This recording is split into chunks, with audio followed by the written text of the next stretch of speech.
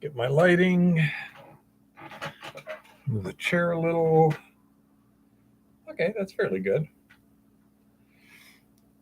You've been short-circuited all week long? Well, let's hope it wasn't too many volts. By the way, Jean-Francois, that's Eva's translation. I know sprechen Sie français. Uh, You know parler français? no parler français? No, not me. I hablo de español. Crétin. Crétin? Crétin. Uh, All you need to know to speak good French is omelette du fromage. omelette du fromage. Cheese omelet. Cheese omelet, huh? Well, it's a good way to get fed. Or poutine, if you happen to be French Canadian. French Canadian. Yeah.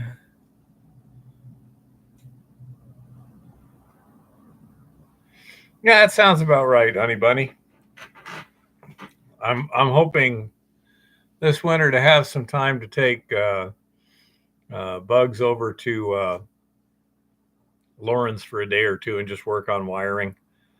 There's some aftermarket stuff there that need to track down some things and fix some things. And then something short of that on my mom. Yeah, I hate wiring stuff. Oh, goodness gracious. So,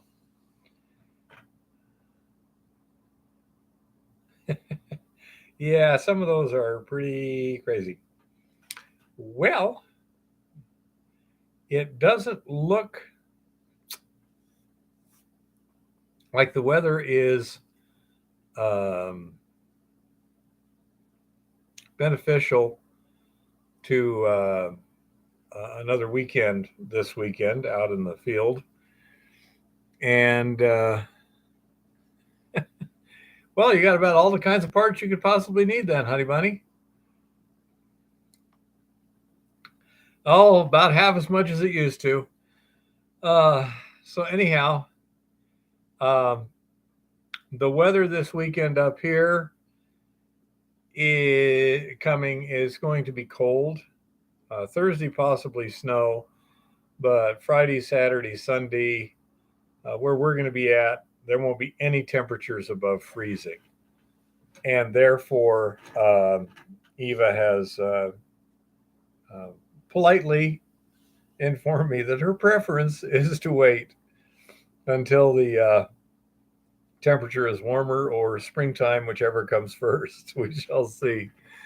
Uh, so we're going to take this weekend to kind of rest, recuperate, get uh, set up with some stuff, get some things done, and I have a question for our peeps, real quick. okay. Eva has questions. Move. Move. Yeah, I need to sit down so I can read this. So, for everybody here in the US, one of my online friends has a 3 kilogram bar of a substance that he got for a ridiculously cheap trade price in the middle of something else. Long story. Anyway, it purports to be a melt from a large amount of e waste. The XRF purports to be 59% zinc, 9% copper. Then there's ruthenium, I believe it is, Ru, 5%, rhodium, 5%, iron, 4%, gold, 3%. It's got 2% antimony, and it's got tin. This poor soul was thinking that it might be possible to just break this down in the garage somehow with zero PPE and zero knowledge of chemicals and zero exhaust fluids and get out the gold and the rhodium. Failing that option, which hopefully I believe we've talked him out of, we're looking for a refinery that can get out the gold and the rhodium. If anybody knows of any, drop a note in the comments or email. Okay. Okay, I've been superseded. Yeah. I'm reseated.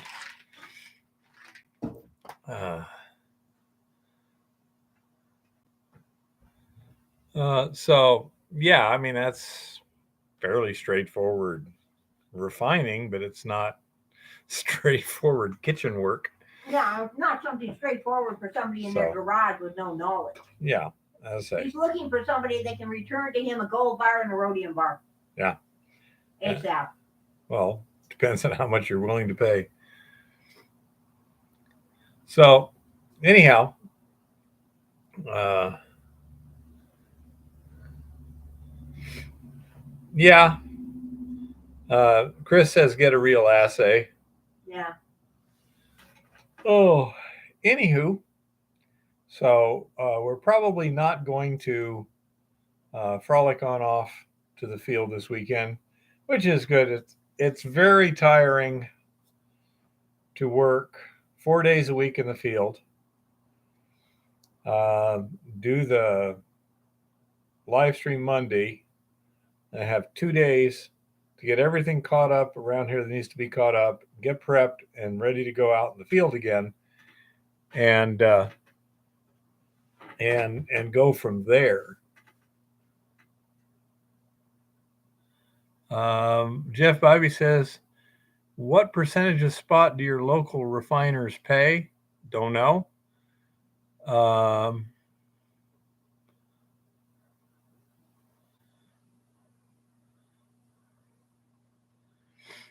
yeah, I mean that's. Always assuming we have a local refiner. I say it's a fairly straightforward issue for someone who's set up and experienced at it. It's hey, tricky. It's like rebuilding an engine is pretty straightforward for someone who has the right tooling and is knowledgeable. Not a big. So. I say a modestly experienced refiner should be able to deal with that without too much trouble. Anyhow, as you could see from this week's video, it was kind of brisk out there this week too, and it was at least 10 degrees warmer than it's going to be next weekend. And so we'll be here, and the distance we have here is currently less than 5 feet right here. This is about 4 feet out here before you hit air underneath you. So we're getting pretty close to the final level there.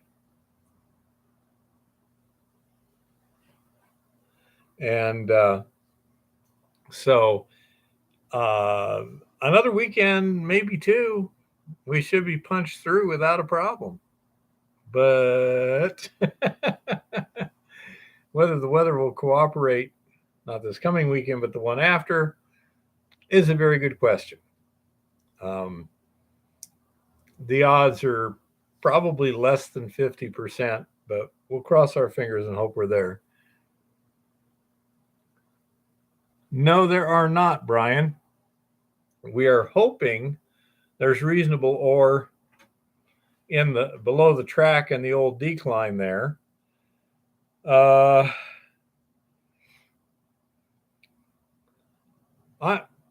going to try and punch through from the top, honey bunny.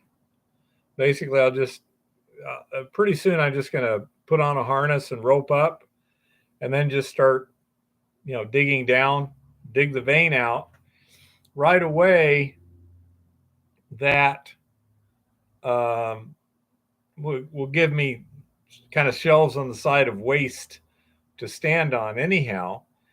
But once I've punched through, then the idea is to just basically hammer it all down and drop it to this level here. Clean out a good enough hole to set the ladder track through. And then I'm going to be a little short of ladder track, probably about 5 feet. And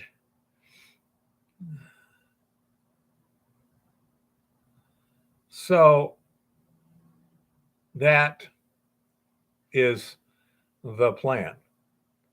We can make the ladder track during the winter to finish it out. Once we've got through to here, probably leaving this as a pillar. Depends on how good the grade is.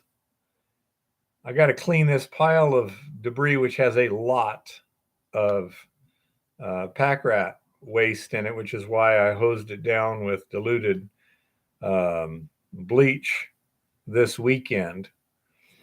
And get working on any pathogens there. And then once this is cleared out of the way, sample this. We should be at a particular grade at this point based on the original sampling, and every indication is that we're only at about a third to maybe half of that. So this is the old ladder track, the old rails here.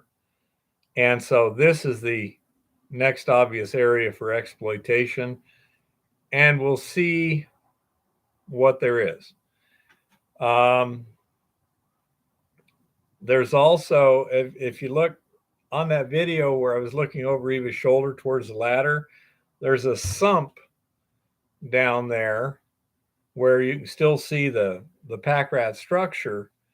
It's only running, well, half an ounce to the ton, okay?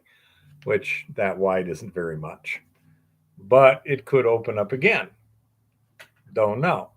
We could do that, but then that would require me to rehab the lower decline to achieve haulage up the decline to continue progressing. So that's a question there. At this point, I would give the Montana Bee project less than 50% chance of ever achieving profitable operations. However, it is done a great deal of ability to develop techniques, the leaching systems, and everything else, which can theoretically be applied to other stuff like Top of the Hill.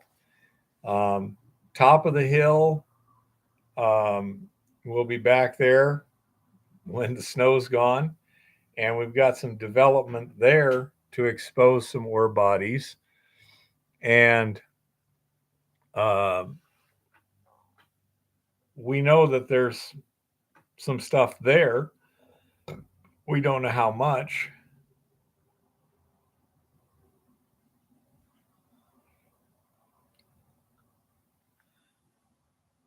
PP2. I presume that's a rating. PP2 mask.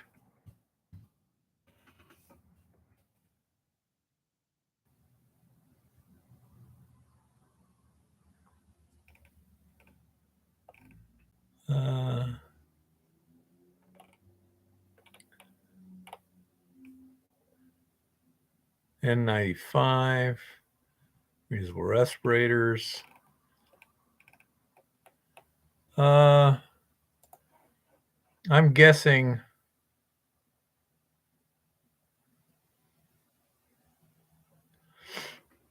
I've been using just a dust mask for now. But which directions, which vein? The pack rat structure is here. Okay. The 40-foot level tunnel goes back here, then turns at the pack rat structure and heads this way, which is where we were standing when I was shooting over Eva's shoulder at the wooden ladder. So this is the pack rat structure. This is the perpendicular vein. It's in the plane of this whiteboard. So we have two different structures. One is perpendicular, one is angled at about 60 degrees. So I was hoping right about here, I was seeing something in the wall rock that looked very similar to a pack rat structure. You know, Yeah, it's not a 90-degree turn. It's two structures that intersect at 90 degrees. Okay, so you got one plunging 60 degrees going this way, and then one vertical this way. Two separate structures. They may be related in that the perpendicular vein may be the channel with which the solutions that formed the pack rat structure were conducted, but I do not know. I thought I saw something that looked like another pack rat kind of structure here. I took some samples. I'm thinking it's some just some kind of altered wall rock right there from the perpendicular vein mineralization. But I have a sample, and we'll see. Yeah. Yeah, Chris, they look like it. It also keeps you from getting other facial contamination. And so we'll consider that next spring. PP2, P2, or FPP2 is the same. Okay. Was that rust-colored flowstone? No, it's not flowstone. It's rust-colored. It's, I presume, oxidized iron sulfides and stuff.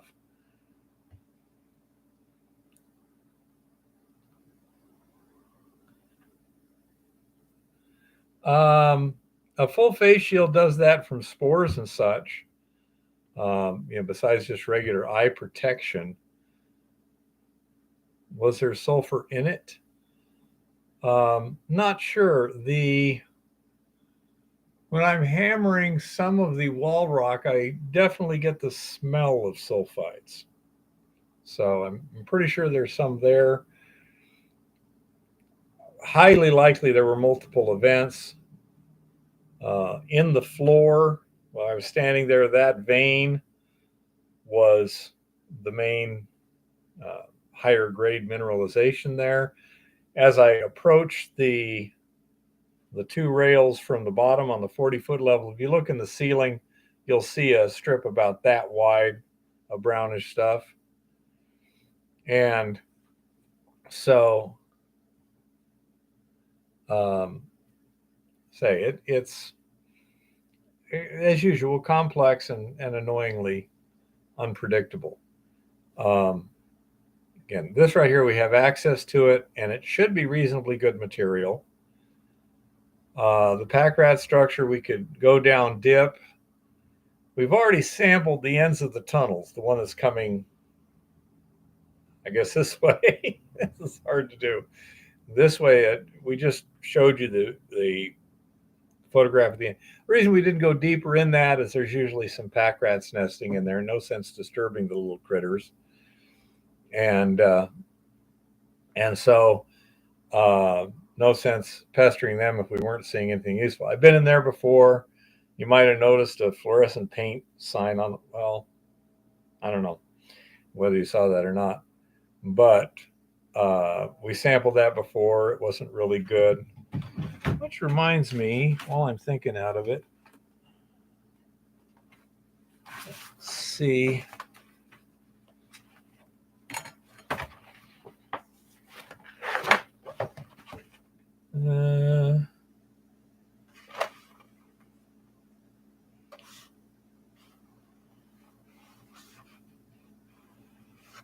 Okay.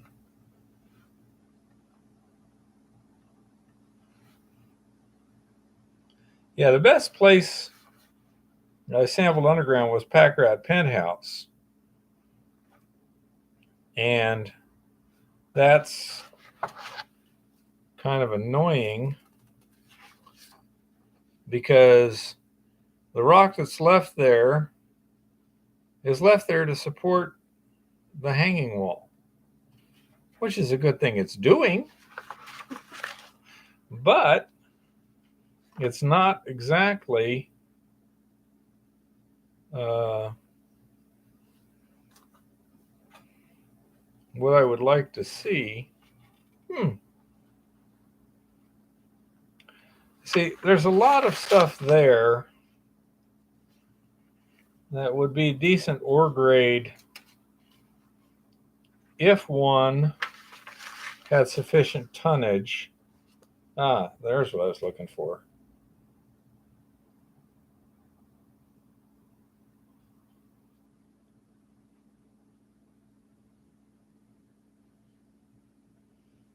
Okay.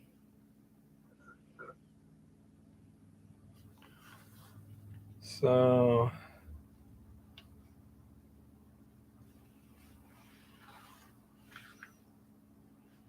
I don't see an actual assay on those there.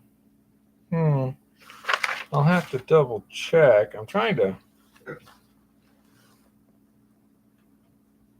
West decline, east shaft. Okay, that's stuff on the hill there.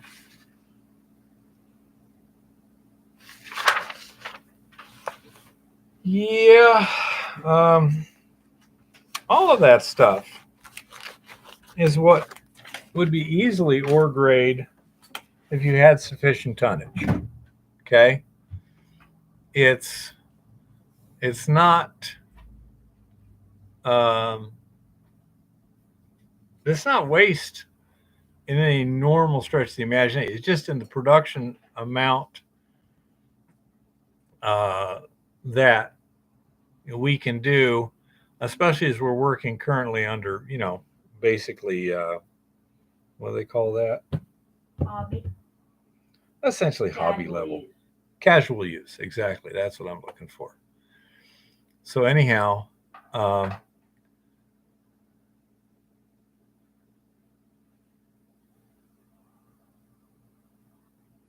okay, that sounds good. Yeah, check the welding shops.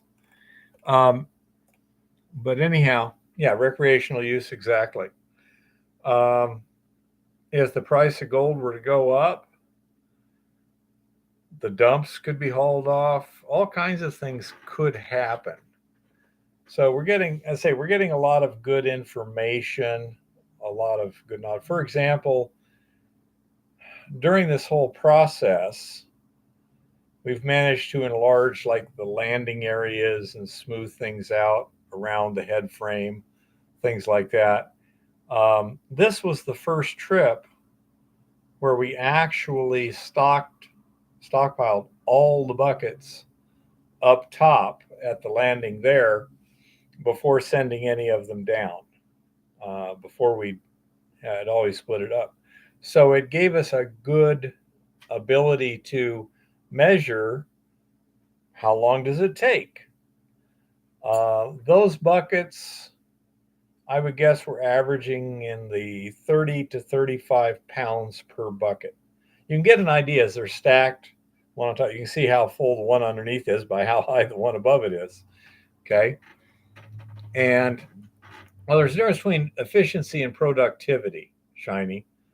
And that's two sides of the same coin, so to speak. But to increase productivity, we need to get permits, buy a lot of capital expenses. Without having a large ore body mapped out, that's a real roll of the dice.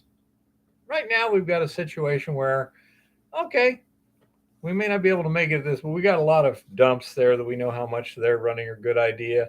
We have a mineralized zone that we have a good idea what it's running, blah, blah, blah. Okay. Now, I got derailed there.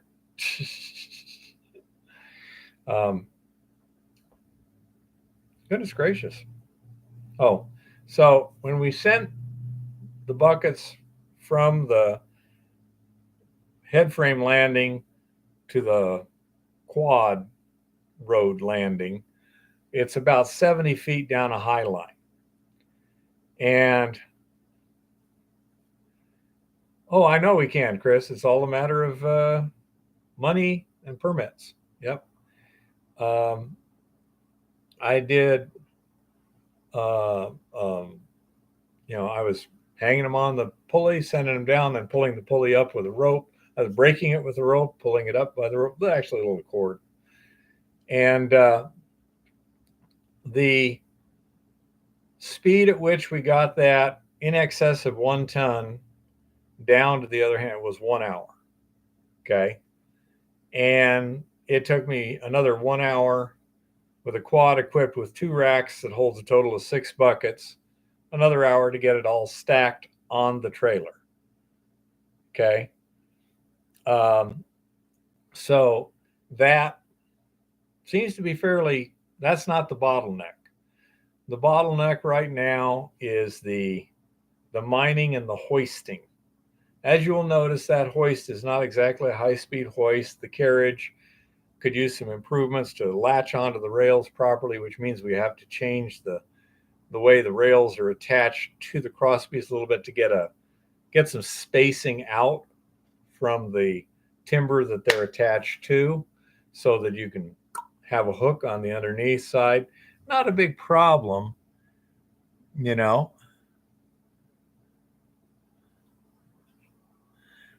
At the time we leave, not every evening, but at the time we leave at the trip, basically there's nothing on surface. That's correct, Honey Bunny. The head frame is underground. The high line is underground. The generator gets hauled off. The winch gets hauled off. The cart's underground. The carriage is underground. As I say, and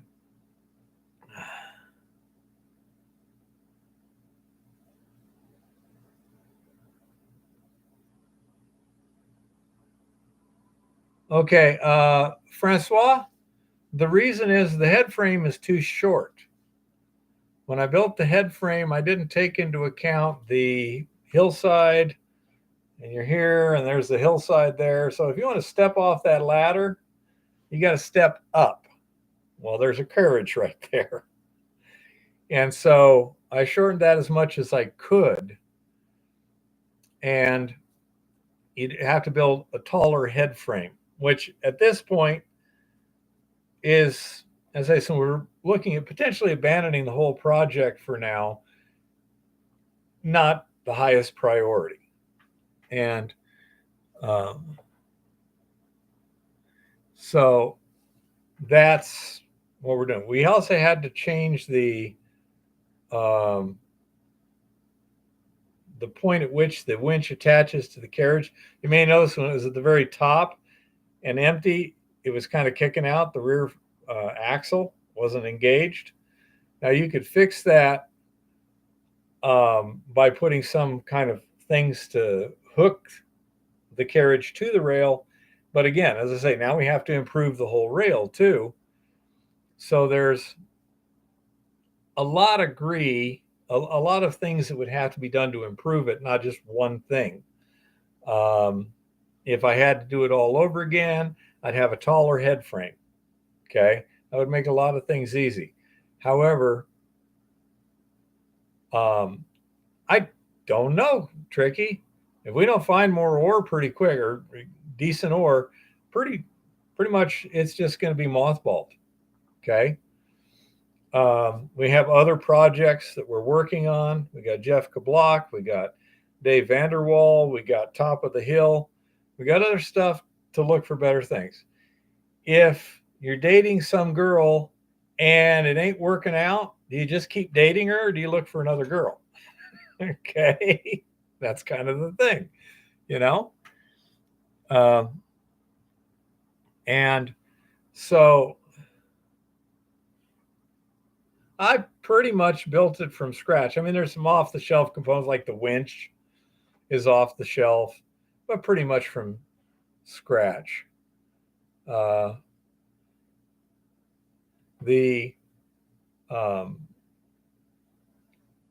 that I learned a lot. The railings, yeah, I build them myself. The ladder track is a couple pieces of pipe, and the crosspiece are actually scrap metal. I can get lots of that rectangular tubing for free. So the rungs are basically freebies. The round tubing have to buy. But I found certain things, for example, I personally like things in 10-foot increments because my brain works decimal. Okay. I also like feet. So 10-foot piece of rail makes a lot of sense.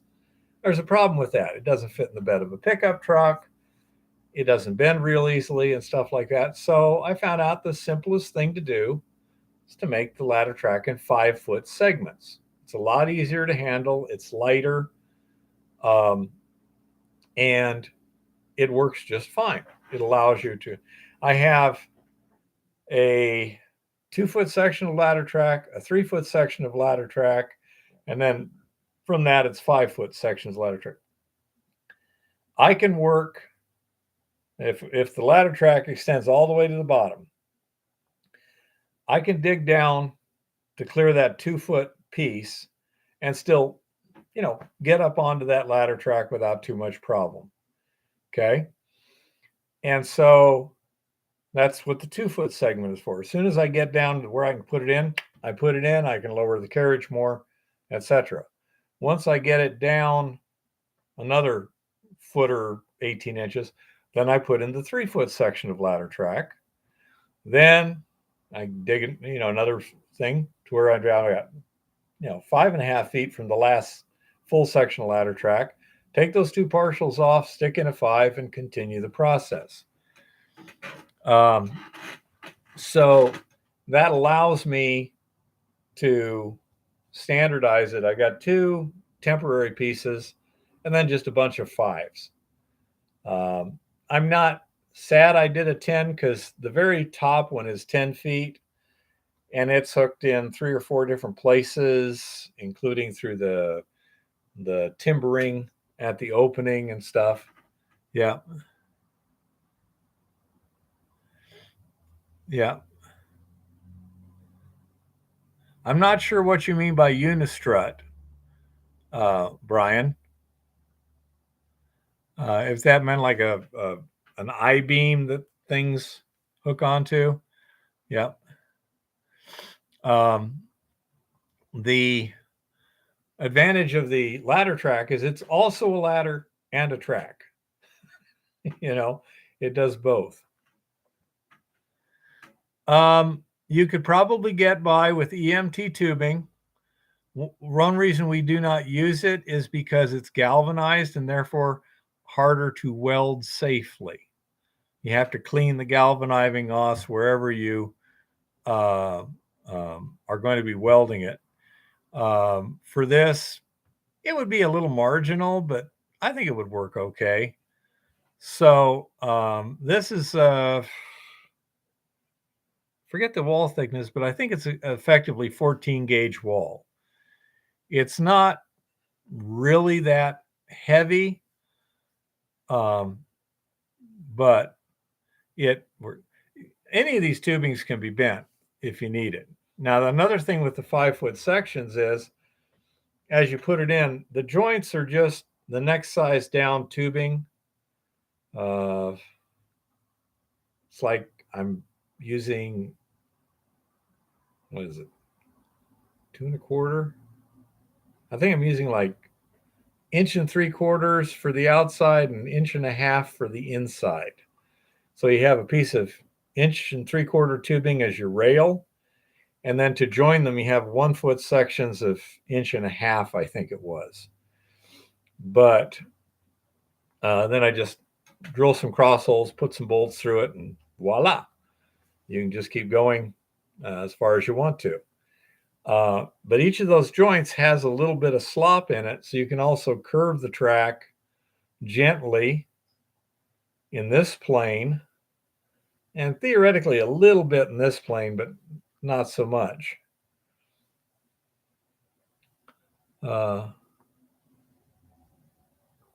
So I say the 5-foot sections have a number of advantages, and each one is secured individually to another cross tie that's wedged onto the walls. So that gives you it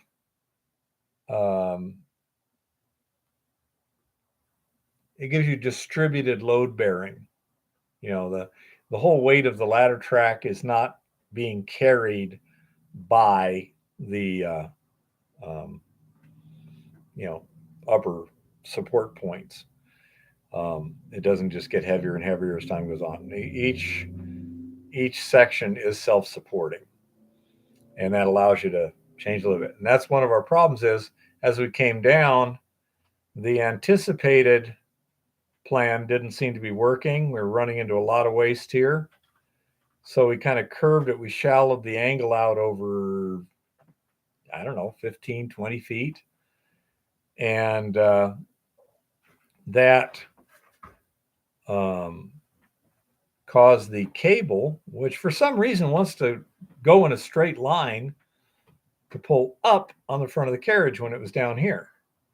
And the carriage is pretty light, so when it was empty, it would just, well, no, even when it was loaded, it was pulling the front axle of the carriage off the ground.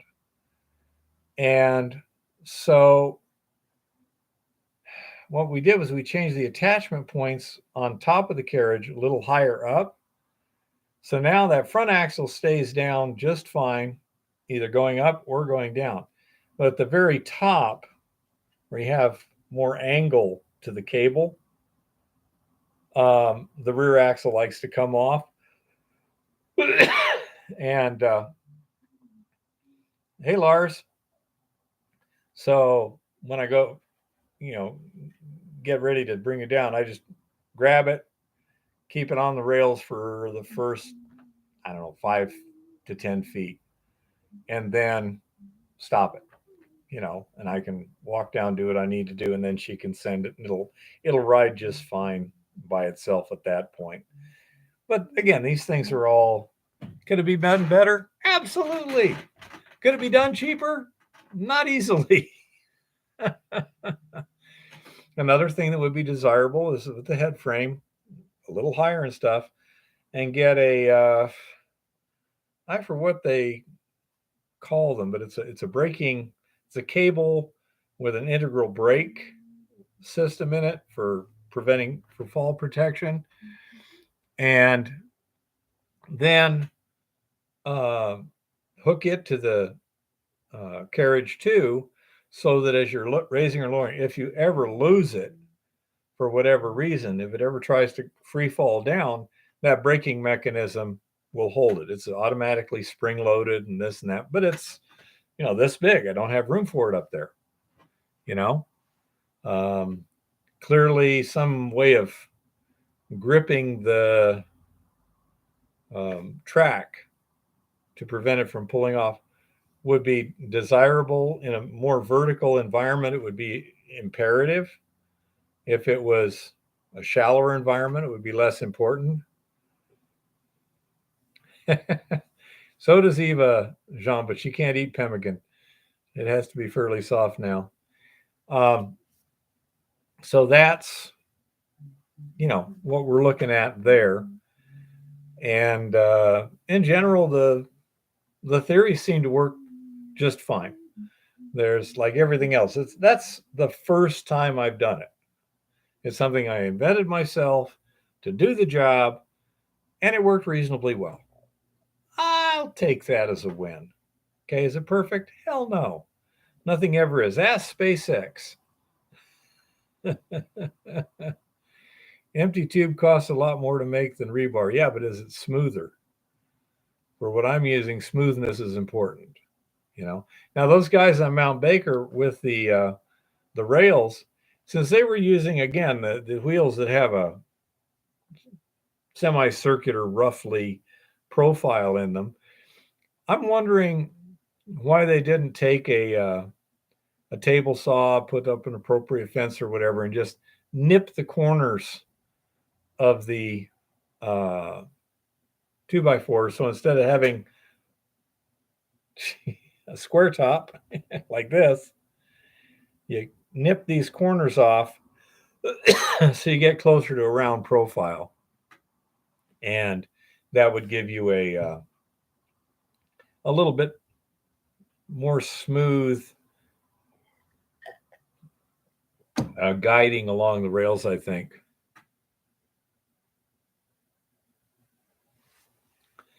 And so, as I say, the system worked reasonably well.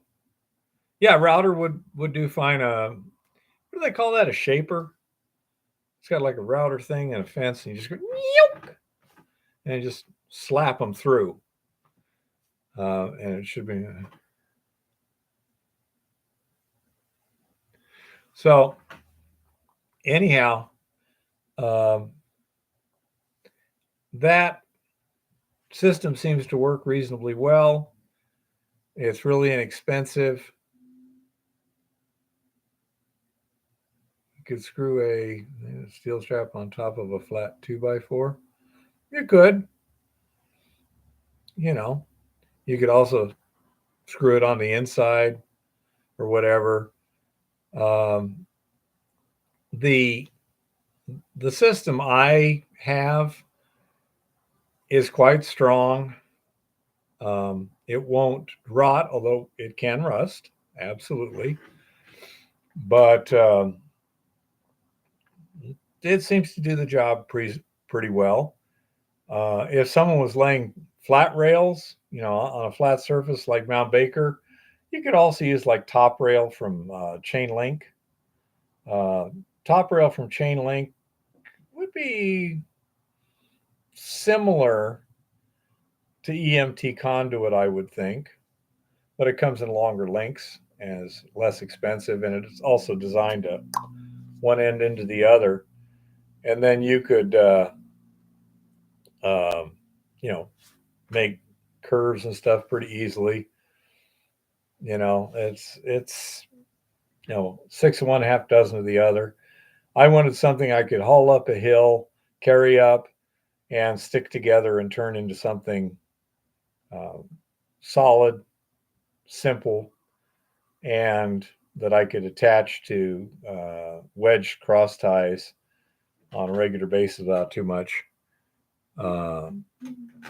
without too much of a problem. And let's say what is going to happen. I don't know. Depends on the order, like everything else. We got so many different options right now that I'm not worried about it. We got plenty of other possibilities. And if everything were to fail, I think other possibilities would show up.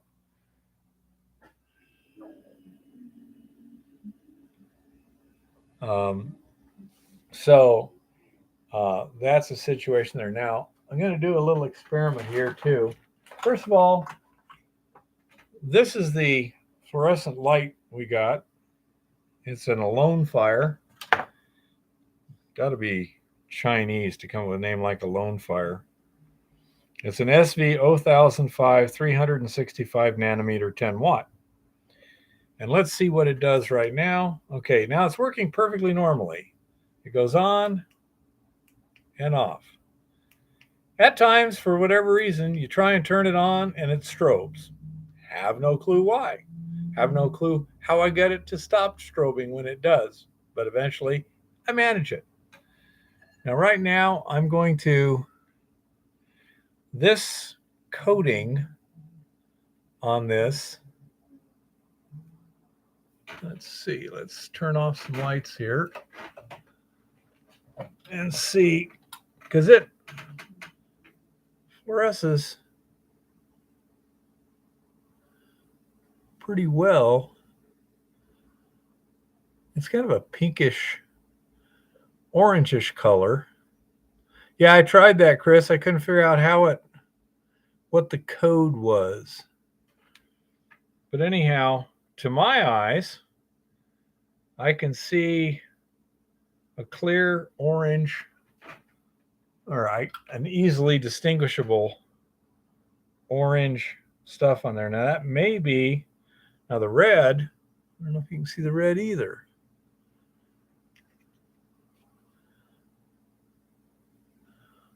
Yeah, it just doesn't show up well on this. Anyhow, so there's what may be, I know the red is definitely a lichen. The orange may be a lichen, and the much gentler orange, I think, is calcite. So what I'm going to do, little one, this is where I need your help, is I have here. By the way, if you're going to carry your little bottle of diluted hydrochloric acid, this is a match holder from the store. Okay, we need you to hold this. I really don't want to put hydrochloric acid on my computer. Come on. So, let's see if this will work.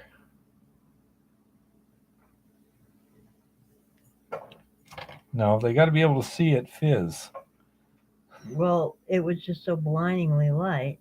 Okay, so it's definitely fizzing like the bejesus. So yeah, that's calcite. Yeah, it's fizzing. But that is a coating. That's clearly not the rock itself.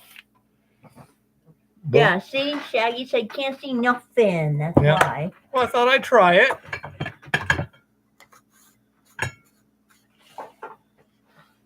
So, anyhow, this kind of coating is fairly common on the rocks there. And it has either a mild or pretty decent fluorescence, but judging by the texture I'm looking at, the deep orange fluorescence is either a somewhat different calcite there, like there's something else in it, or it's actually a lichen that just looks almost identical to the calcite. So I say it's we have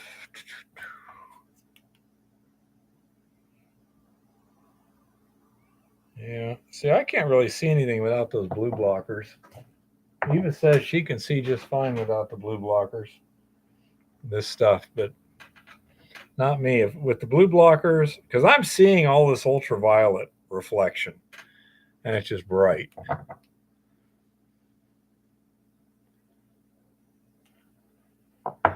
So, anyhow, that's the situation that the fluorescent is showing is there's clearly some fluorescent minerals there. The major one is calcite, but it's in coatings. And the funny thing is that the iron, the iron minerals seem to be extremely good at absorbing the ultraviolet light without fluorescing. And they look almost like velvety black. And that might be useful in some situations where you had other minerals that either reflect the ultraviolet or fluoresce, and you're looking for iron oxides. And that could be a useful phenomenon, but it's not pretty. It's like, whoa, fluoride, I can see it, that sort of thing. But there's a lot of iron minerals there that are not necessarily high in grade. So I'm not sure how useful it might be. If you're looking for lower grade ore, like more of a disseminated deposit or something, that might be very helpful. I don't know. But I want to let you guys know that I say the iron oxides seem to absorb ultraviolet instead of reflect it or fluoresce under it. Interesting. The phenomenon to me is much more observable wearing the blue blockers, which the cheap blue blockers broke just sitting in my coat pocket. So anyhow, that's the thing there. What else have I got on my board? Oh, another thing we got to do over the last 2 weeks, we have a little buddy propane heater running off a 10-gallon propane tank in the camper. And because of that, we'd run it intermittently, this or that. It's hard to tell what the consumption was. Hi, Mr. Lodak. But that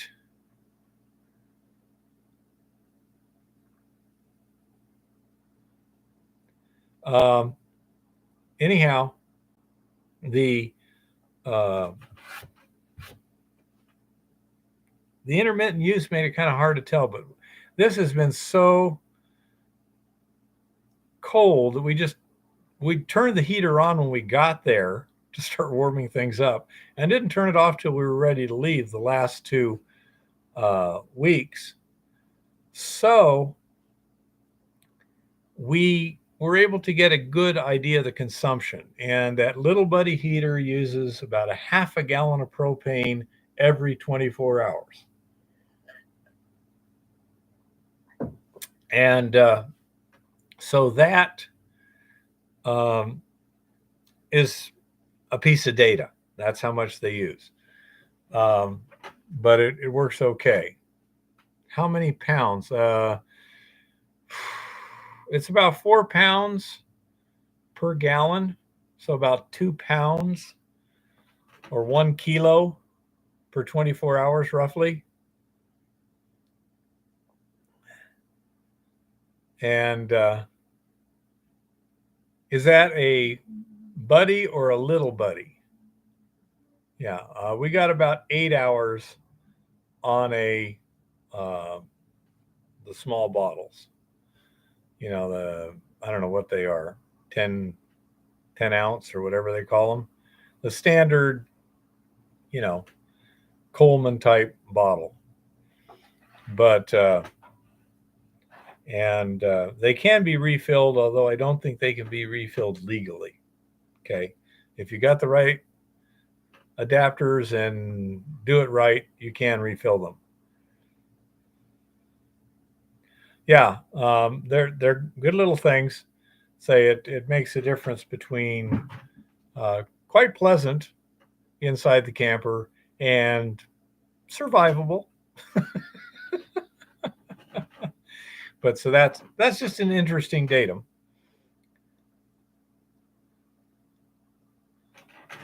Let's see. Another thing we're testing is just recently when we were doing or transferring some solution up to the pad to try and get evaporation. And yeah, we have the adapter hose so we can run a big tank on the little buddy. That's why I said 10-gallon tank, little buddy heater. And anyhow, so with the solution we were pumping up on the pad from the pregnant pond, I decided, well, let's do a spot test to see how much gold appears to be in it, because we're kind of recirculating it through the pad, but it's at cold temperatures, so I don't expect too much excitement and stuff. So we wound up with a pretty low result. I mean, a couple parts per million maybe. So we're doing a test right now where we took one of our standard solutions and do a spot test on it, and then side by side we're going to do one. It's been sitting in the fridge for 4 weeks. Not 4 weeks, 4 days since before we left. I guess it'd be 5 days now. So the idea is to see, does it precipitate anything? Does the gold stay in solution? So we'll be testing that just to be sure nothing happened. Now, we do know that our standard solutions that we have just happened to pick up along the way as extra, they seem to hold the gold for a long, long time. It doesn't seem to be,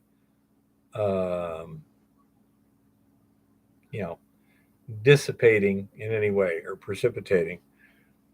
So we're going to be testing that. I'll have a video out this week. I think we just did a good job of stripping that solution before it wound up in the preg pond. Because we dumped all of our solution, both pregnant and barren, into the pond for winter storage. You know. Now, Brian, how deep does Montana Bee go? Roughly 170 feet. I've been down 150 feet, but the last 20 feet I did not rappel down because I ran out of rope, and it didn't look like anything really changed that much in terms of mineralization or the mining effort. It seemed like they'd shrunk it back down to just your basic advance, like they were just looking. And so there didn't seem to be any necessity of going that last 20 feet. But it's a total of 170 feet down that one, and about between 50 and 60 feet at the lower decline in the pack rat structure. And I don't know, there's something we call the upper deep, no deep stopes. I rappel static line. And there's an upper decline that goes along the perpendicular vein also. And there's an ore chute. If you stop the video and look past the bridge at Moria, there's an ore chute back in there. That's the upper decline. And again, nothing really exciting for the grades we're looking for. But I tell you what, if I had a mountain of that stuff, yeah, yo, buddy, we're in good shape. We had a 50,000 ton dump of that stuff. Yo, buddy. you know,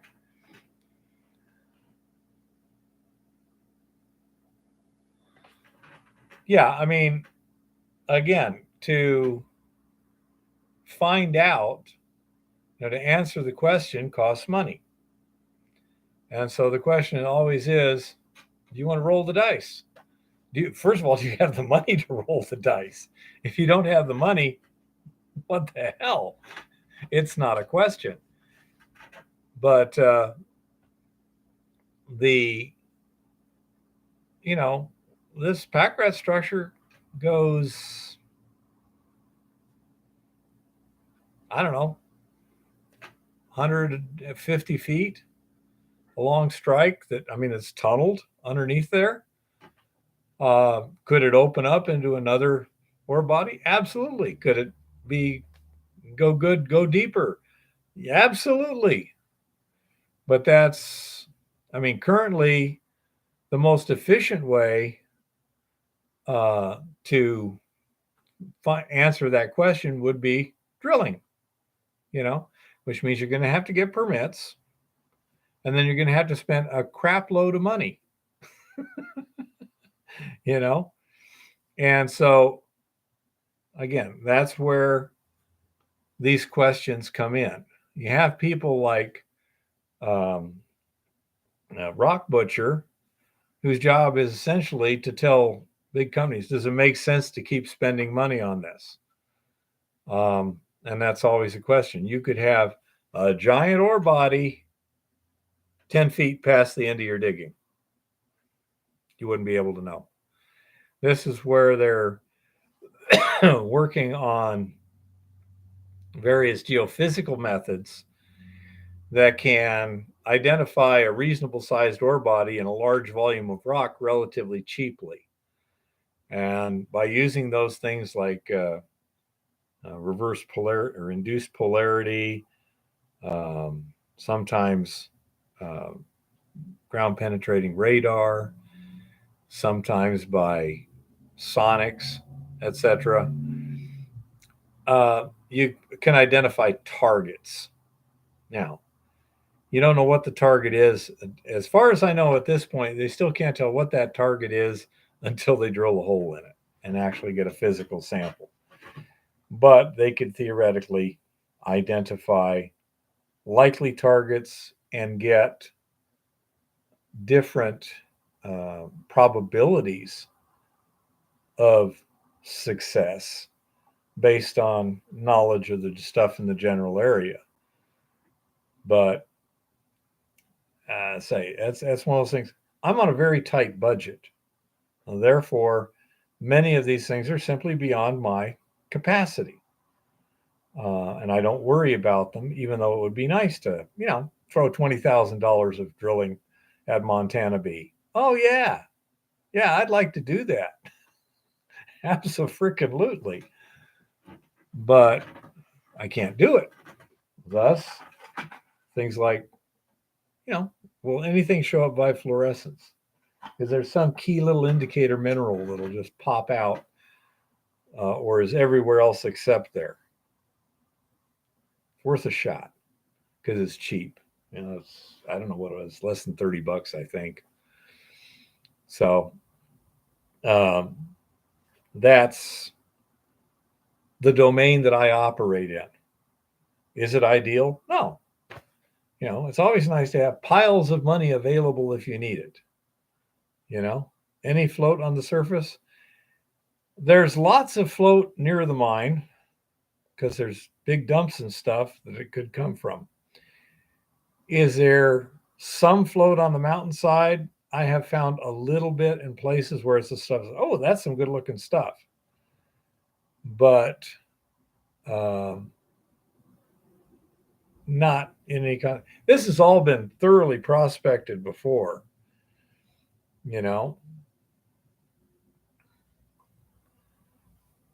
well, you can relatively inexpensively drill yourself, Jean-Francois.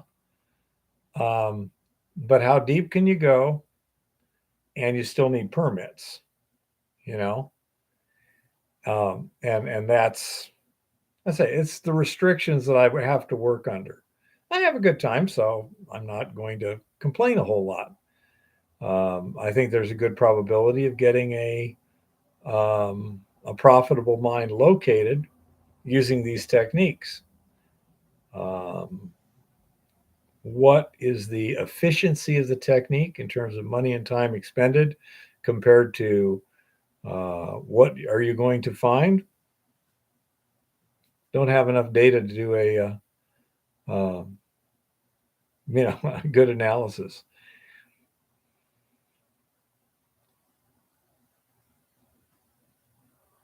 No, you could probably do it from underneath, but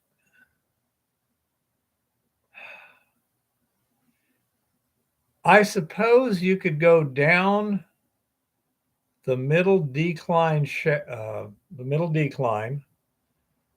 and drill 50 feet and reliably get a cross section of the pack rat structure all the way down that. Okay. You could then fan out at like a 45-degree angle and probably in 50 or 60 feet get a cross section.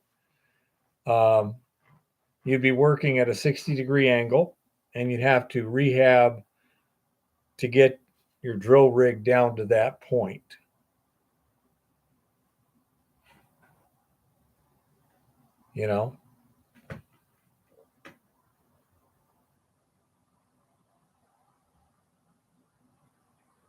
I don't know. You give it a shot. Tricky. But anyhow, so could it be done? Yes.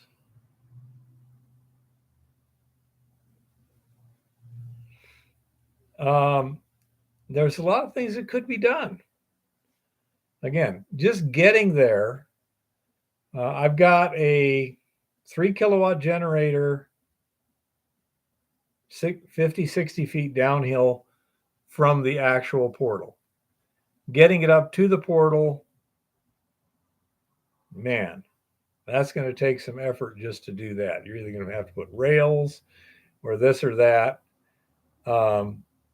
And so anything like that becomes problematic. Could you get a pickup truck up to the quad landing? Probably. You could probably back it up there or back it down. Could you get a towed compressor up there? Be tricky. Possible, say, especially if you towed it up there and backed it down or something. But again, all of these things, you're going to spend a lot of money to find out. We're trying to do it inexpensively, and that's not necessarily the best way at times. Okay, but again, that's why I know the mining company that's doing the project that Lauren and Jim have been involved with and stuff. I mean, there's still next year. It's 2 years to get permits. You know.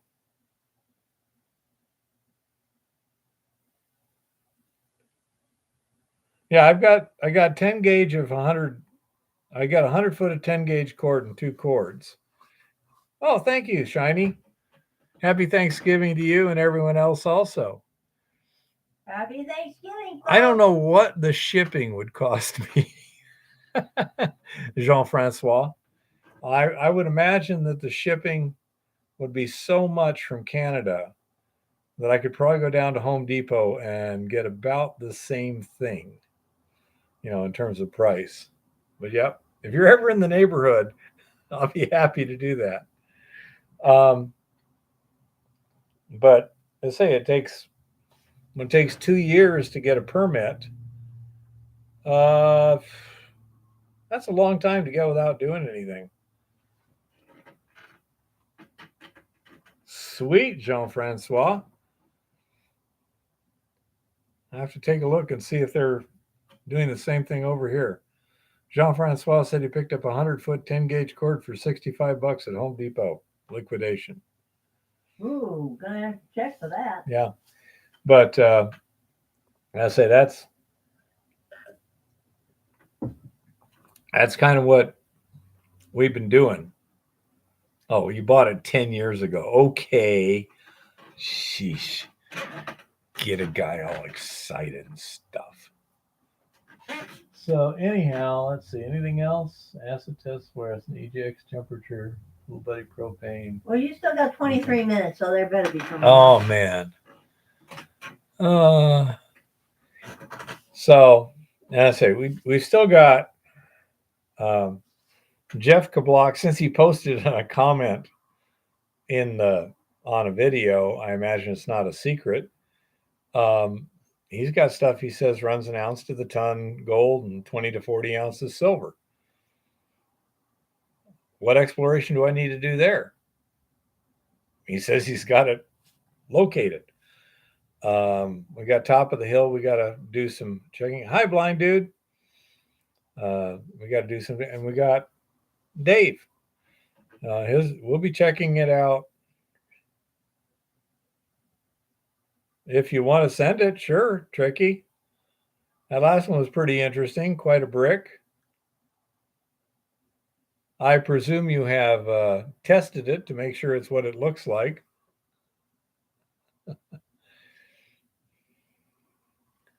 Well, it sucks to be you, Jean-Francois. Thank you for coming.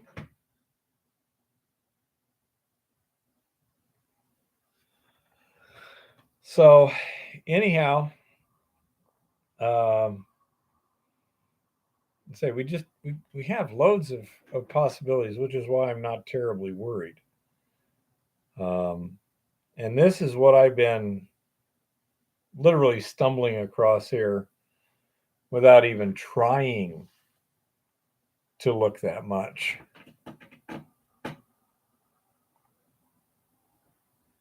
Some miners got rich. Most of the miners didn't get rich, Shiny.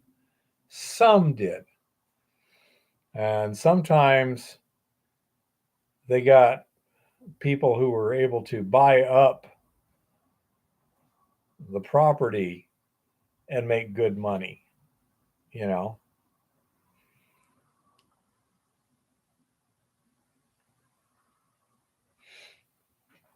Yeah, say it depends. They generally that's the rule, but then generally that's the rule everywhere. Is average people make average money. The occasional person makes really good money.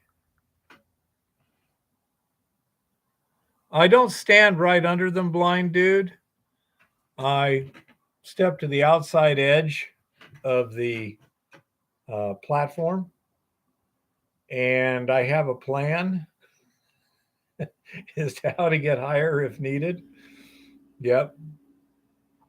And but that's why a fall protection spool would be desirable. They cost about $300.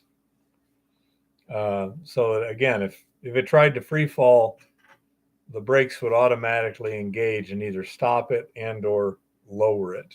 It's designed to stop a human being when you fall. And it has 50-foot cable. So um, that's, you know, a simple solution to that particular problem. But yeah, I've also got a hoistman up top who, whenever there's a problem, is worried about me down at the bottom and stops and says, "Hey, something up here." So, and I say we do the best we can. Again, money is limited. So, I say the situation is less than ideal, but it seems to function. Um, let's see. Hmm. One thing that was kind of fun this last trip, I don't know, I presume most of you know the phenomenon of something called the cold bore shot. I know Honey Bunny, of course, does, but this revolves around the phenomenon that when you have a rifle that's been sitting around for quite a while and it's at ambient temperature, and then you fire a couple rounds through it, the barrel heats up and tends to change just a little bit. The ballistics are not identical. Probably shiny. We'll see what happens. Eva would like to have a kind of a tourist mine set up somewhere at some time. That would be kind of cool. Hey, Forrest. Hi, Forrest. How's it going? But anyhow, the problem with the cold bore shot is when you're hunting, or often if you were, in a potential combat situation, that first shot is real important. Um, but when you're out at the range, it's almost impossible to take a cold bore shot except the first one of the day. Now, where we were at, I set up a 50-yard range with a paper plate with a dot on it. And so what I do is I'd go up in the morning, do my little work before Eva got up. Thank you, Forrest. We're trying. Eva was doing a great job slinging buckets this weekend. You'd never known she'd broken her back last year. Um, but anyhow, so then once I've done my stuff in the morning where I don't need Eva, and I know I go down to get her up, make her breakfast, and then while she's finishing dressing and this and that and the other, I'd take one shot and put the rifle away, go work for another who knows how many hours, and then at lunch, take a shot, and then work for another bunch of hours, and then around dinner time or at the end of the day, take a shot. So it's kind of nice to be able to get 3 cold bore shots in one day without a hassle. That was nice. um,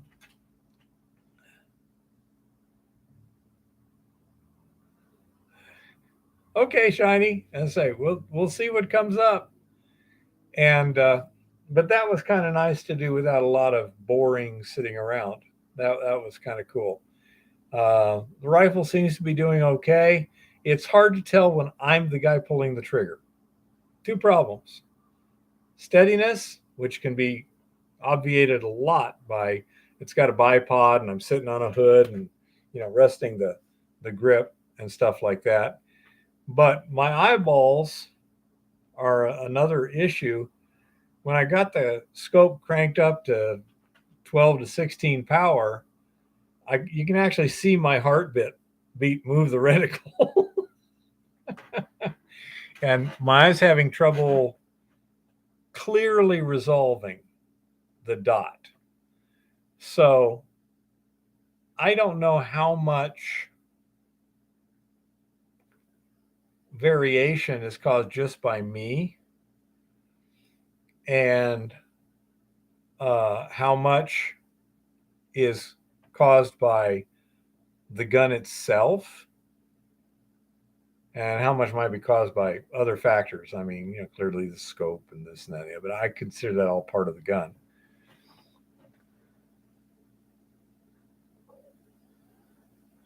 Where are you at, Shiny? I know someone, if it's close by, I know someone who could probably turn that into uh, log homes and stuff like that. But anyhow, so I was still able to get groups like this at 50 yards. Not horrible, nothing great.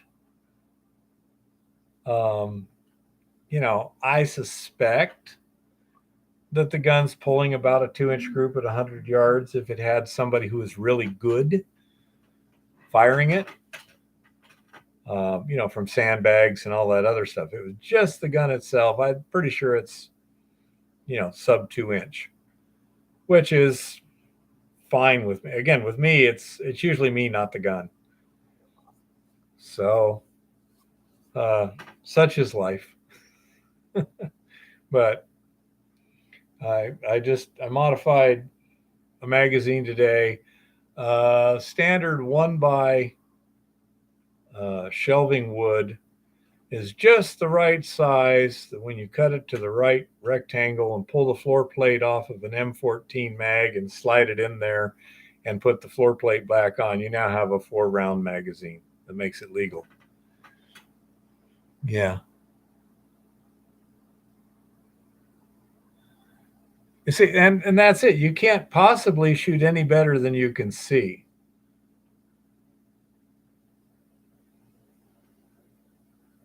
Custer, South Dakota, pretty sure it'd be too far, Shiny Rocks. Yeah, exactly, Forrest. And so I'm just trying to get sighted in pretty good. And then hopefully sometime I'll be able to get somebody who's really good at 100-yard range to check it out. But I mean, after all, the gun's only as good as the idiot shooting it, and I'm going to be the idiot shooting it. So I need to know what I'm capable of and not. Jewel Cave, South Dakota. Wow. I bet you Eva would like that. Let me look that up. Jewel Cave. Sounds. If there are actual crystals involved here, oh yeah. Probably not. Usually, Jewel Cave National Monument, South Dakota. Ooh. Little one. Ooh. Yeah. That's looking nice. Yeah, Shiny Rocks was a ranger there.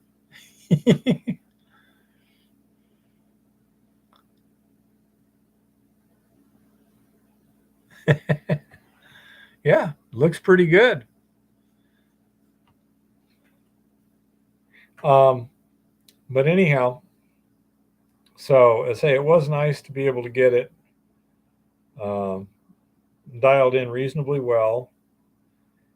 And that AR-10, last time we were out there, the action jammed. I took it. I'm going to give a little plug here to Capital Sports in Helena, Montana. The sporting goods place that I was recommended by Lauren no longer had a gunsmith. So they suggested that I go over to Capital. The gunsmith there took it apart. I had noticed that one of the cases that I had fired shortly before the bolt jammed had a punctured primer. And so he said, I'm guessing that there was a little piece of metal kind of jamming up the bolt group.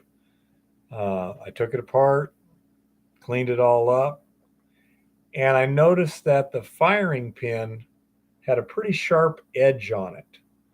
that might have caused that puncture. So I chamfered that down better, and then he put it all back. It's $35 while we stood there, which was pretty good, and it had no malfunctions at all this time. Seems to be working just fine.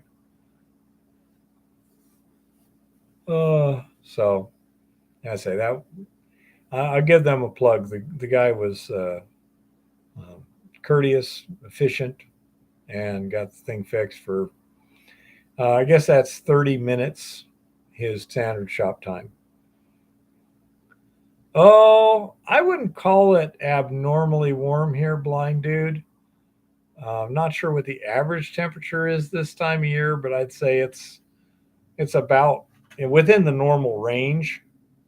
And it's going to get really cold in a couple of days. Not really cold. Okay, it's going to drop another 10 or 20 degrees in the next couple of days.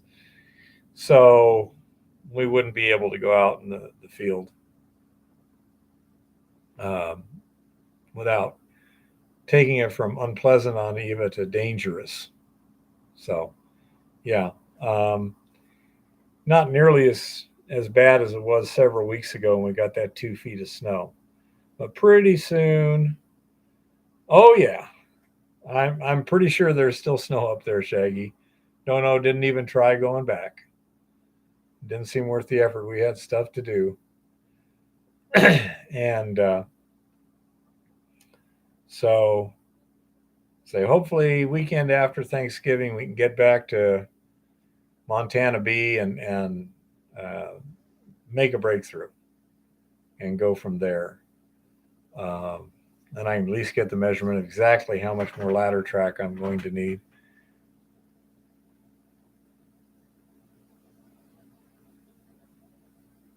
Okay. The difference between a patented claim and a standard unpatented mining claim. On ground that is open for mineral exploration, as defined by the government, federal land,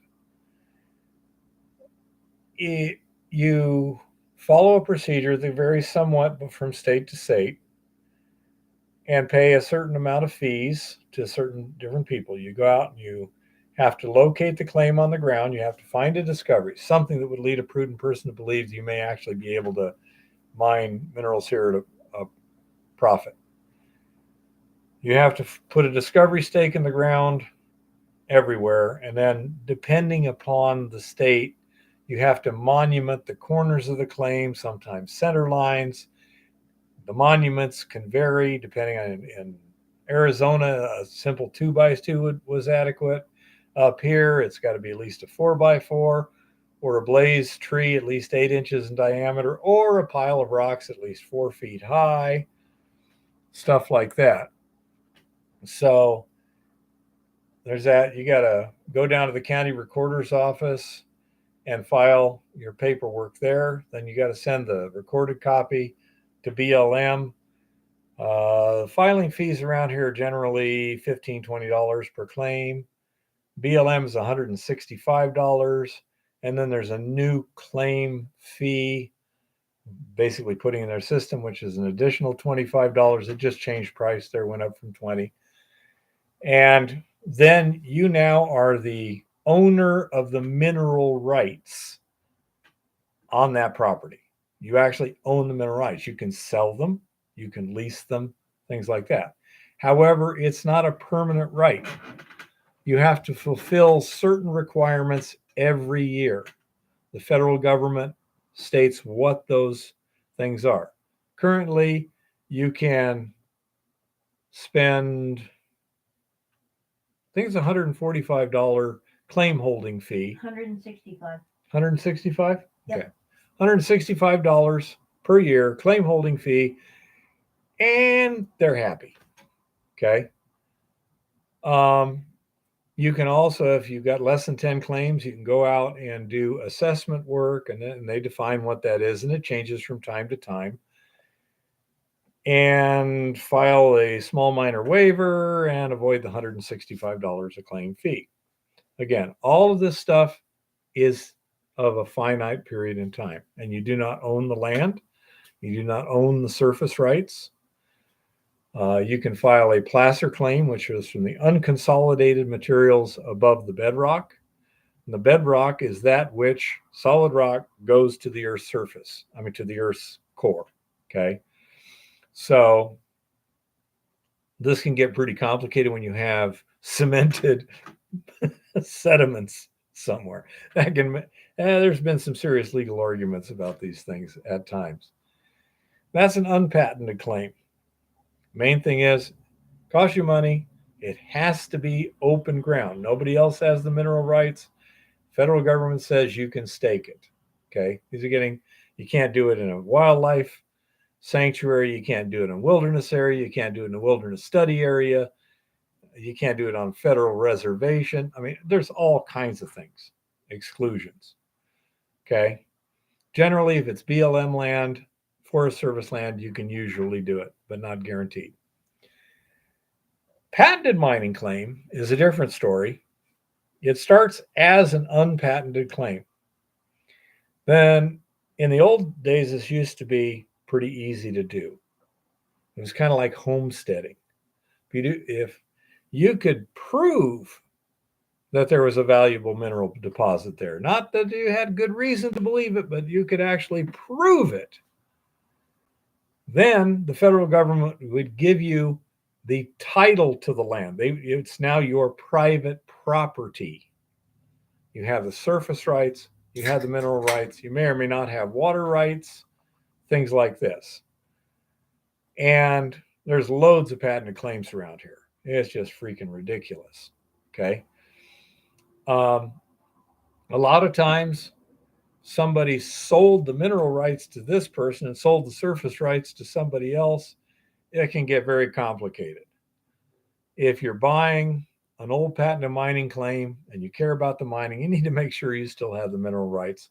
You easily could not. Okay. So very, very, that's the basic, definition of patented versus unpatented. Nowadays, the government is simply not patenting claims. Law says they have to. They don't give a damn. Law? What stinking law? I don't care about no stinking law. Just because the law says that if you do these things, I have to give you the title to the land. I don't wanna. Yep. It's been going on a while. And that's one of the problems. When the government doesn't obey the law, what's the law? So that's the difference between a patented, an unpatented claim, and how they work in a nutshell. Then it gets technical. There's a lot of nuances that have developed over the years.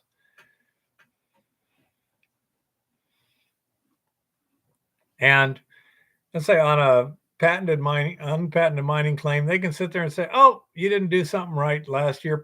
It's gone. We've taken it back." Happens all the time. "Oh, you forgot to pay your fees on time." "No, I sent it in." "Got proof?" "Yeah, that's it." "Yeah, I heard something about drilling for lithium in the middle." I don't think the lithium's going to be a big deal in the long run. I think this whole electrification thing it's basically a scam. Okay? Because you got to generate the electricity. What do you generate the electricity from? Fossil fuels? Solar and wind ain't going to work, and they aren't going to allow nuclear. Of course, Sarah Sanders approved it. She'd be a fool not to. What's the downside for Arkansas?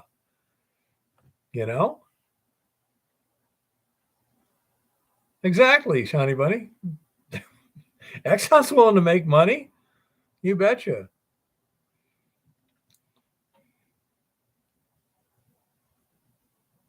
Yeah, well, there's a fee. You had to have studies done. You had to do a mineral survey.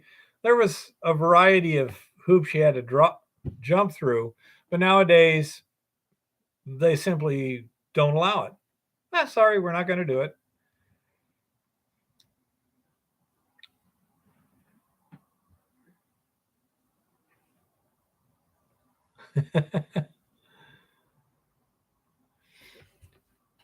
Yeah.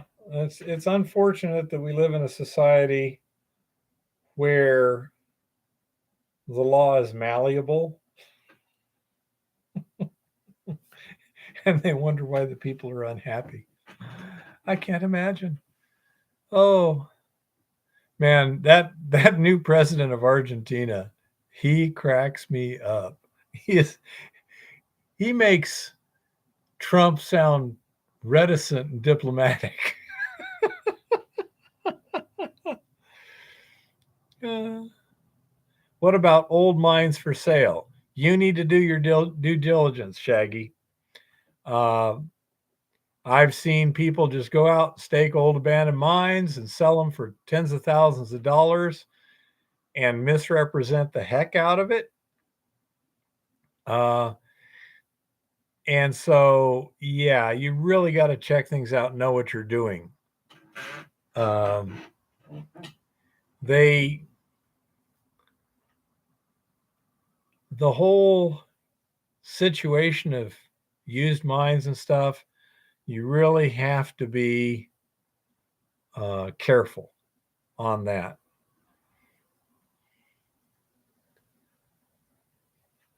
They use the machines to elect who they wanted in Brazil. I have no idea.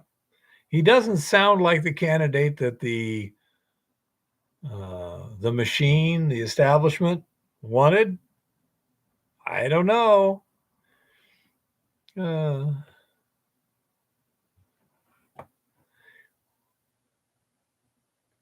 was that? Somebody said something.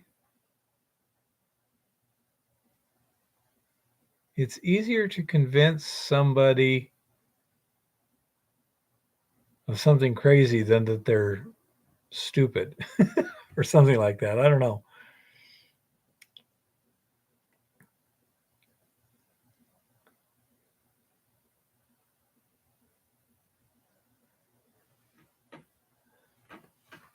It could be Resort Dog.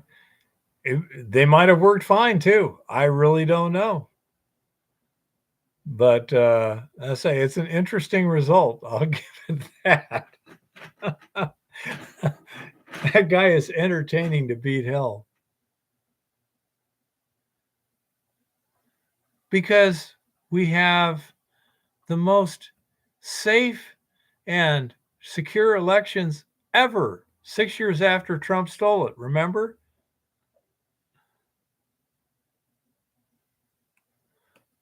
Yes, Shiny Rocks is right. You need to take your own samples. You can look at old geologic reports and things like that. They may be accurate, they may not. They may apply or they may not. Because they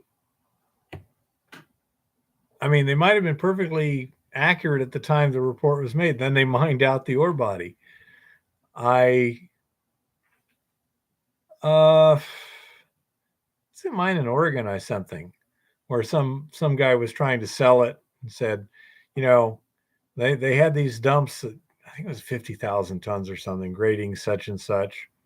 Okay, as per this report here, said imagine you now leach that and see what you could get, but then if you look online, fairly quickly with Eva helping me find they already leached them in the 1950s.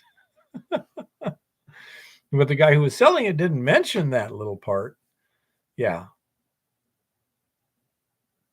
So you've got to, and also something else that you might think about is this a Superfund site?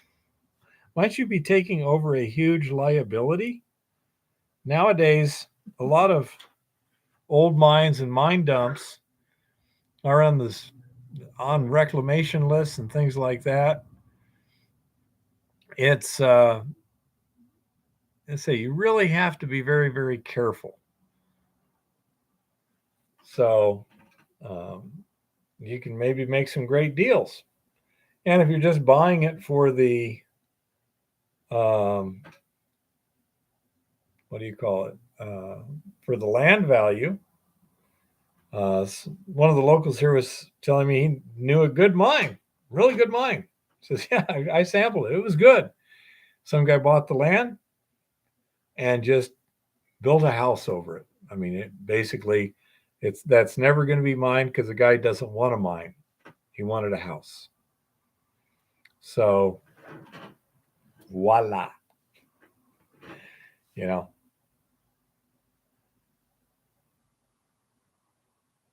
yeah. Sometimes you can make a deal like that, honey bunny.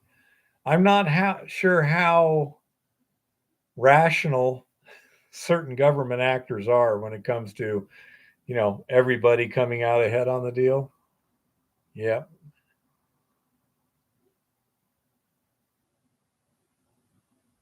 And that's a perfectly legitimate thing to do. Um, why not have a company come in and do it?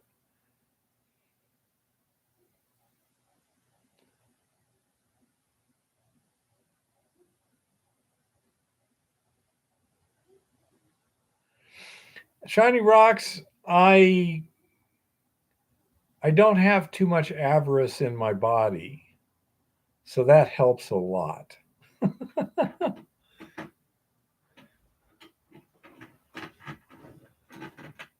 And that's another possibility that you might be able to wind up with sometime too, is if they're looking at remediating something and you say, well, if I buy that land, will you pay me to remediate it? Might work. Depends on the situation. And then you'll have sometimes odd situations just pop up.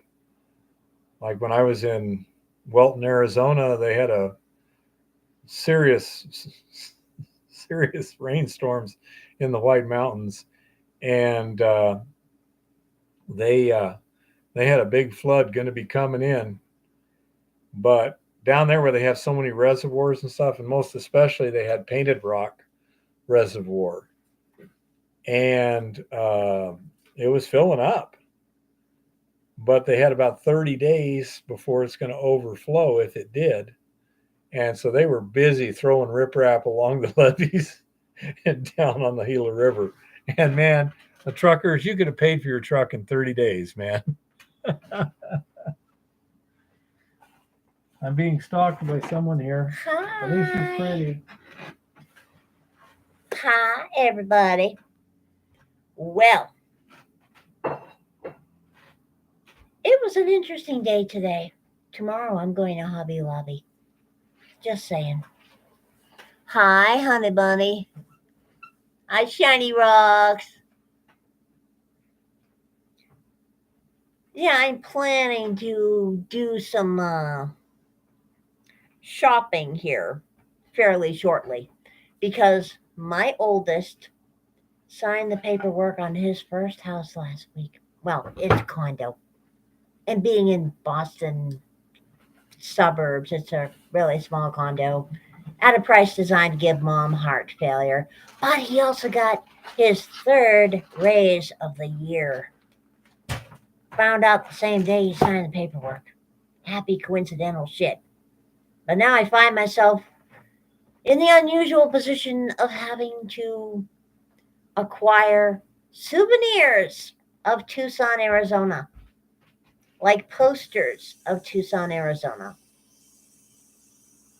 and photographic art of Tucson, Arizona, because for some bizarre and unaccountable reason, that boy misses the desert. Spent all his life there. Go figure. Well, honey bunny, I had heart failure when I saw the prices of some of the posters online, I can tell you that. But I'm going to Hobby Lobby to buy the materials to make him a bath mat for his second bathroom. So, oh no. So let's see what is going on in mining news. Since there isn't really all that much going on in general news, unless, of course, you count the election that just happened in Argentina. Argentina. Woohoo. Congratulations to our friends in Argentina, who apparently elected a libertarian anarcho-capitalist as president. The man posed with a "Don't Tread on Me" flag at one point. He's also posed with a Ukrainian flag. He was waving an Israeli flag around recently. And he said his dead dog told him to run for office. And if you haven't seen his interview with the lady reporter down there concerning leftists, you really need to look it up. This dude is very, very strange. The goddess is quite impressed with the level of strangeness he exhibited, especially the neat clips of him running around dressed as a superhero. What was his name? Ancap Man? I don't know. I believe it was Ancap Man. Who was that? That was Paul Joseph Watson that had that video, wasn't it? I think so. Yeah, look up Paul Joseph Watson's video called Based with a question mark. He has an interesting analysis of that dude. Very, very strange. The goddess wonders. The socialists were crying in the streets. It looked a lot like the day Trump got elected in 2016. Quite bizarre. It really, really was quite bizarre. First Quantum to halt Panama mine if blockade goes on. Well, this is not looking good here. First Quantum Minerals warned on Monday it would have to suspend operations at its controversial Cobre Panama copper mine. It is an ongoing port blockade continues to impede the delivery of crucial supplies. The Canadian miner said without shipments arriving at the copper mine's Punta Rincon port, it will run out of supplies for the on-site power plant this week. Well, that's not very good. First Quantum began slowing down operations last week after protests against the company spread to the port, with boats blocking the delivery of supplies to the mine. The miner noted it had further reduced production over the weekend. It is now down to one ore processing train. The Vancouver-based firm and the government of Panama reached in October a multi-billion-dollar agreement that ended months of negotiations between the party over the contract ruling the copper mine. The deal, enacted into law by Parliament, triggered a series of violent protests that have almost paralyzed Panama City, the capital. How bizarre. Demonstrators claim the new contract was fast-tracked with little public input or transparency. Is there some sort of requirement for either? And also made corruption allegations against lawmakers. And in other random news, water is wet, the sky is blue, just saying. Locals also worry about the mine's effect on drinking water in the Panama Canal, already driven by El Nino to its driest October since 1950. Even though First Quantum has repeatedly said the operation is far from any drinking sources. President Laurentino Cortizo proposed to hold a referendum on whether to revoke the controversial contract, but Parliament buried that bill, moving directly to repeal the contract. It later backtracked, leaving the final decision in the hands of Panama Supreme Court, which is expected to rule on the issue as soon as mid-December. Hollywood actor Leonardo DiCaprio joined Panamanian activists over the weekend, sharing a video calling for the mega mine to be shut down on his Instagram account. First Quantum wishes to reiterate its willingness to open new forums of dialogue to address the concerns of diverse sectors of society, it said on Monday. The company is Canada's largest copper producer, and its Cobre Panama mine, in production since 2019, contributes almost 5% to the country's GDP. It also makes up 75% of Panama's export of goods, and has created at least 40,000 jobs directly or indirectly. Canadian miner Franco-Nevada, which has a streaming deal with First Quantum's local unit, Minera Panama, lowered on Monday its production outlook for the current year due to reduced operations. Now, the goddess has several observations concerning this ongoing and very perplexing kerfluffle. We'll start with the most troubling, devastating, and obviously important part of this whole story: Leonardo DiCaprio.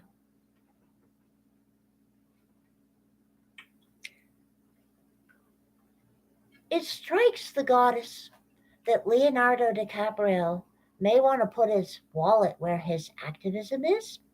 I'm sure that he and his comrades in deep red Hollywood could pool together their tremendous pile of excess resources and buy this mine and close it down and give all the money that they have left, if any, to the Panamanian citizens directly. That seems to be the only reasonable course of action for Mr. DiCaprio. After all, I do believe in most of the movies that he has starred in, he was cast as something of a hero, or wasn't an anti-hero, or maybe it was a villain with a heart of gold. Well, anyway, really, it's about time these Holly weirdos put their wallets where their mouths are. Just saying. And as to the rest of this kerfluffle, the goddess noted a couple of interesting figures in there: 5% of GDP and 75% of export goods. The goddess also noted that the government of Panama has been jerking the mining company around on this matter for a couple of years now, off and on. This seems to be a fairly common practice with certain parts of the geopolitical world, where they say yes, and then they say no, and then they say yes, and then they say no, and they say maybe, and inevitably they extort more money. The goddess is pretty sure that one way to stop this, though she doesn't think that First Quantum is going to want to do this necessarily, is simply close up shop and walk away. Abandon the mine, abandon the mess, abandon the people, pull your money. I'd pull the money first, otherwise they'll freeze your bank accounts. But get the money out, get your people out, walk away. Leave them to their mess. If they want to keep changing the rules in the middle of the game, then somebody has to pick up their pieces and pick up their game board and go home. This changing the rules in the middle of the game is not acceptable shit. As to the eco terrorists that are pulling this bullshit, the goddess has a great deal of sympathy for that American expat lawyer who said this ends now and got rid of two of them. Unfortunately, it doesn't seem to have taught the rest of them a salient lesson about proper public policy and proper protesting and not being asshats. The goddess has to wonder how much of this protest is natural, how much is real grass, so to speak, and how much is astroturf. Because it is fascinating to the goddess over the past several years just how many so-called grassroots protests spring up out of nowhere, out of whole cloth. They emerge whole from the brow of Zeus, so to speak, complete with professionally made signs, slogans, organizers, social media presence, and matching t-shirts. Which is a little bit difficult when you're dealing with a whole bunch of perpetually broke college students or perpetually broke inhabitants of third world countries. Yet it always seems to happen. The goddess does have to wonder about how it always seems to happen. And the goddess also believes, as I said, it's time when people start changing the rules in the middle of the game for those of us who are playing the game to pick up our toys and go home. Because this nonsense is just ridiculous. And that includes the poor nonsense that's going on down there with First Quantum. Just saying. We all know how that is.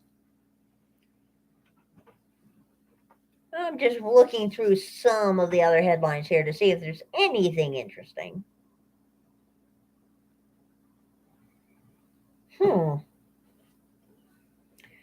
Well, really, in the mining world, there's not much beyond the usual stuff at the moment, which doesn't really surprise me all that much because it's an odd political scheme going on right now, and it's an odd flavor of things going on in the world. It always has to wonder if any of you have noticed this of late. There's this growing, pervasive feeling, this growing undercurrent in the societal gestalt that things are winding down. It's quite interesting, really. Demand for silver is greater than new supply. Will it matter? This is always a good question. Silver production is failing to keep up with rising demand. But you wouldn't know it by looking at the silver price.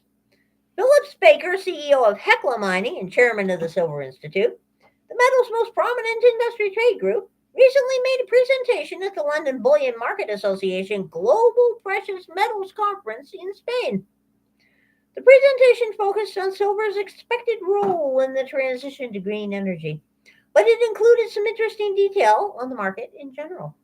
According to the Institute's press release, delegates asked Mr. Baker whether we'll have enough silver for the green transition.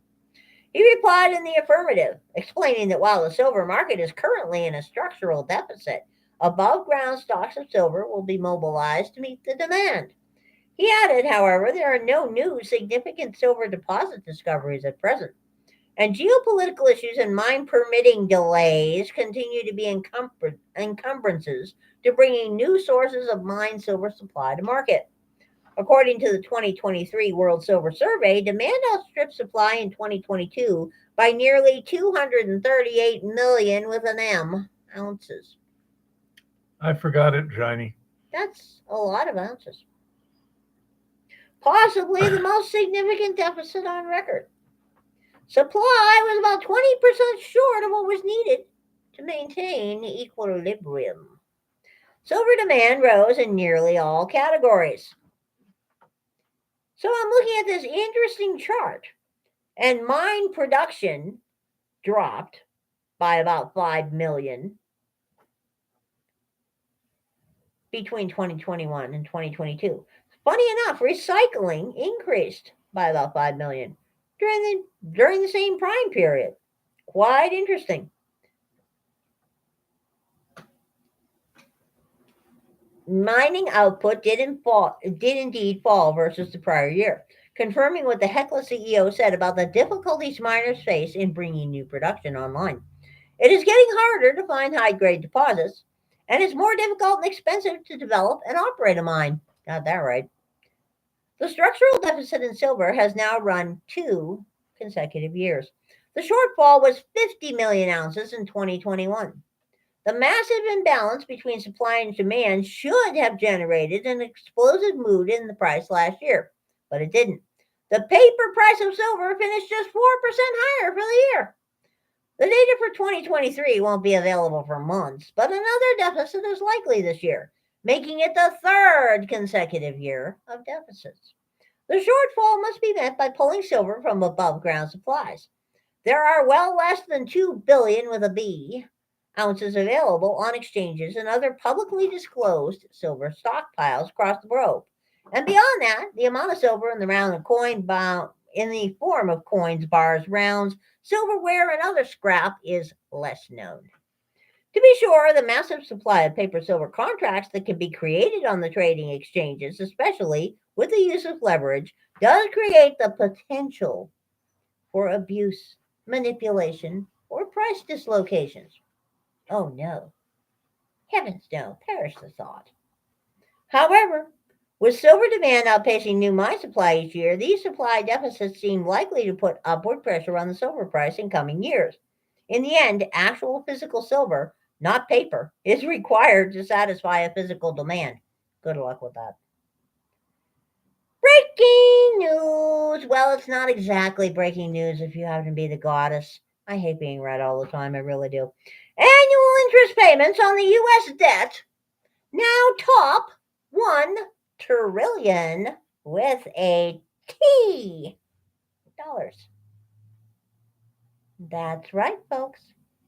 We passed the magic red line. And now it's going to get serious.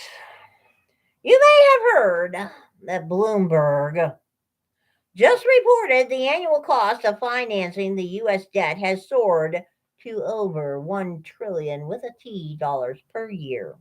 As Bloomberg notes, estimated annualized interest payments on the U.S. government debt pile climbed past $1 trillion at the end of last month, analysis shows.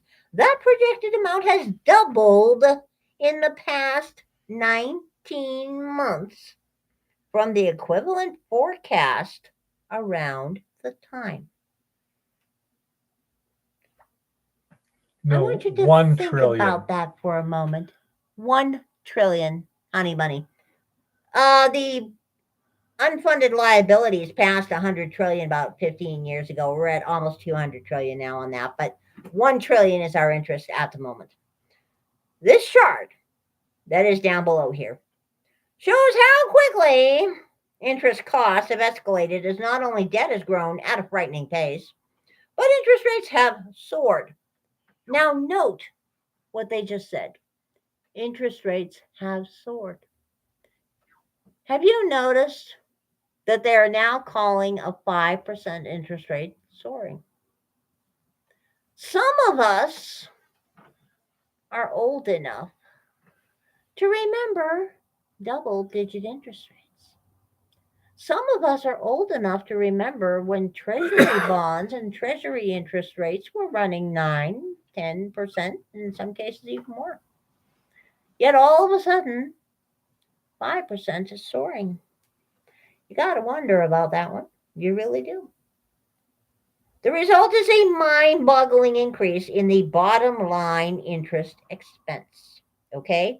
The bottom line interest expense, just to give you some guidelines here, on this chart, 04, 300 billion. Then it hit about 450 billion in 07. Then it dropped back down to 400 billion and hung around there until about 2015.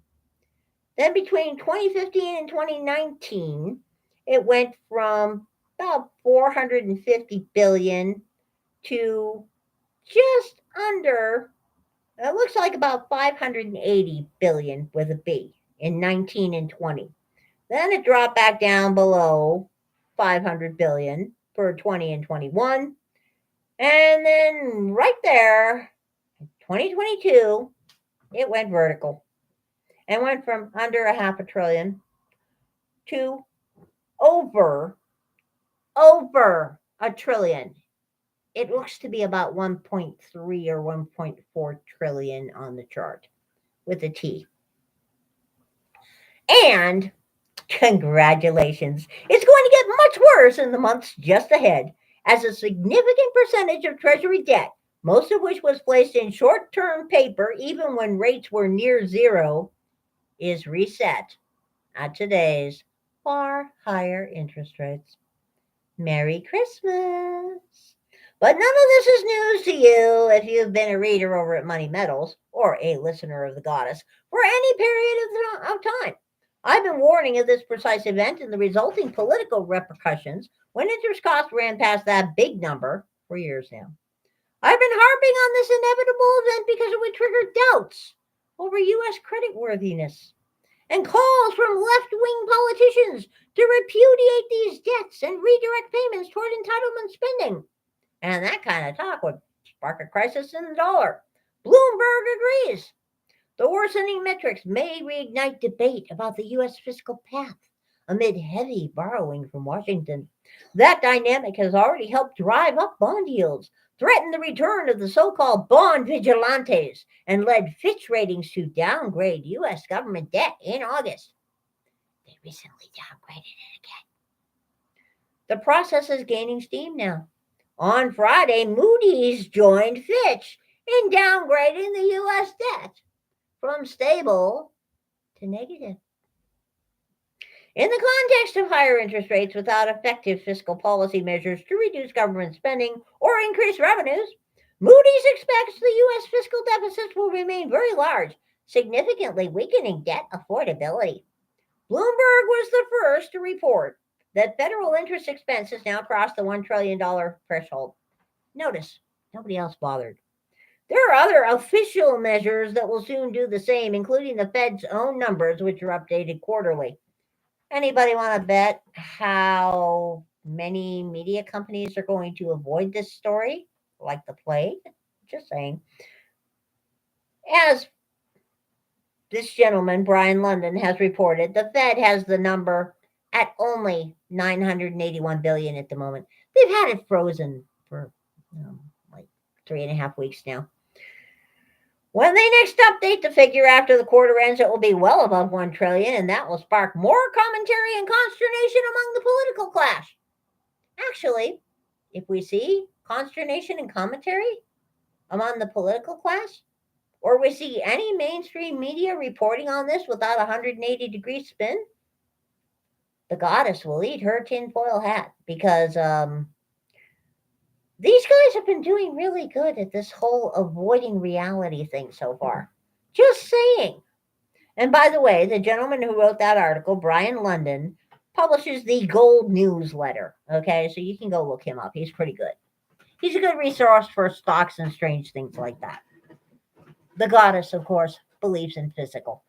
In other random financial news that you may have missed, because basically everybody missed it. Well, let's see here. The job numbers got adjusted again in a negative direction. This has been happening every month after they release the new jobs report. Things get adjusted quietly behind the scene. The goddess noticed that some stuff as old as 6 months old now is beginning to get adjusted behind the scene, which is a little bit bizarre, but, that's just one of them things. And Lord Malarkey has once again exercised his power as commander-in-chief and executive and lead squatter in the Albino McMansion. This time he once again invoked the 1950 defense spending thingy. Because we're obviously at war somewhere with somebody. Always are. So he can always use the War Powers Act to grab $169 million or so with them, though they're talking about making it with a B, and have the Department of Energy disperse it to 19 different parts of the country to build nice big electric heat pumps. Because in case you missed the news on that one, the war in question apparently is the continuing war against all gas appliances, specifically in this case against gas furnaces. The regulatory agencies involved here have decided that the only gas furnaces that should be allowed now, including in mobile homes and RVs, should be the larger, more expensive, hard to retrofit, and very hard to get installed condenser gas furnaces of some kind or another, as opposed to the kind that we have now. Because the kind we have now, like our gas stoves, are giving us all autism and making us retarded and stuff like that. Government says so. So, not only now are they planning to phase out the vast majority of gas stoves and gas furnaces, now they're back to pushing electric heat pumps again. And to further that effort, Lord Malarkey is once again using the War Powers Act of 1950 to grab money that he is not entitled to and give it to people to spend on the Great Green Agenda. This is a good thing. Yep. I'm sure some media talking head is going to say this is a good thing if they report on it at all. By the way, Professor Hardrock, have you seen any reporting on that Las Vegas freeway issue, the I-10 issue, other than what we've seen in alternate media? That was Los Angeles, Yeah, not Las Vegas. Los Angeles, the I-10 issue. Have you seen anything other than in... I don't usually look at me. Well, anyway, the goddess didn't see it. Maybe you people in California have heard of it, but apparently, yeah, it turned out that that giant fire under part of the I-10 in Los Angeles somewhere the other day did indeed manage to set a bridge, an overpass, the freeway, on fire. The damage is enough that that section of freeway is going to be closed for an indefinite period of time. Rather bizarre and unaccountable, that is. Very, very, very odd. Just saying. Another piece of random news that nobody is talking about, which is a little bit bizarre. Meanwhile, gold and silver are on sale. In most parts of the United States this week, turkey may be on sale. It's not as on sale as it was a year ago. It's definitely not as on sale as it was 2 years ago. But this is still a very good time to stuff the freezer with turkey and ham. So that later on down the road, like next week, you can stuff a whole bunch of canning jars with turkey. Just saying. This is a great time to buy a bird. Mind you, the goddess is not necessarily a fan of turkey. The goddess is very much a fan of cheap meat. Therefore, a turkey will be coming home. And because premiums are still low on silver and gold, this is a great time to start your Christmas shopping or your Thanksgiving shopping or your end of the world as we know it shopping and stock up on some precious metals because there's some really cool looking stuff out there this year. I got a new Morgan silver dollar today. I am a happy camper. And on Thanksgiving, the goddess firmly recommends that you watch an old movie called The Ultimate Gift and see how many of those 10 gifts you have in your life. Because every time we watch that, I am reminded that I have every damn one of them. And it is really cool that that happens. Meanwhile, stock your freezer, fill your gas tanks, make sure you have long underwear if you live in a cold part of the country. And I wouldn't worry too much about the USDA updating their growing and planting zone maps. Because, sure, it looks a little bit troubling and puzzling to see New Hampshire and Maine getting significantly warmer. But these maps get updated based on a rolling 30-year schedule. So the numbers you're getting now are actually not really applying. So, just saying. The math looks like it doesn't prove out, which seems to be the case with most of these things of late, for some bizarre and unaccountable reason. And remember, if you don't hold it, you don't own it.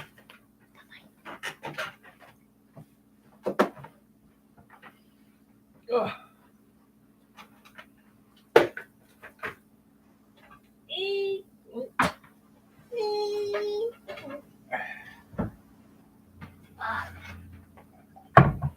By the way, I was pretty sure that Morgan was first year of issue, and I was right. So I'm happy. First year. Take care, Tricky. Now, he said he sent me an email with a thingy here. Let's see what his little video was.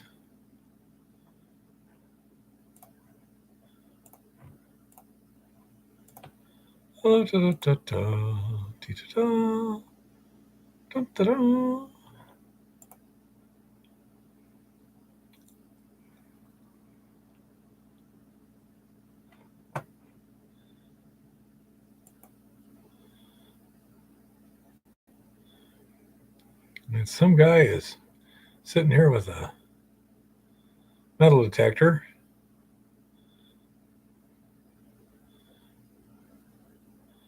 Just under the Earth's surface. It's got leaves and vines and stuff.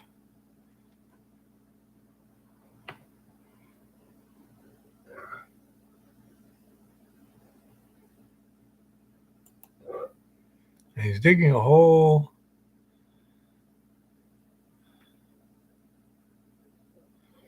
It looks like the soil's been there a while.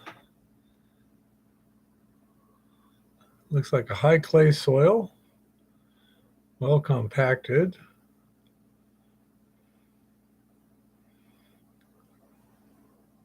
Not too bad.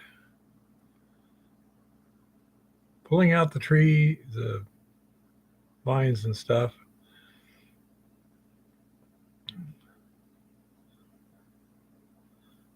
Let's see. Now he's whacking away at something with an axe, like a tree root.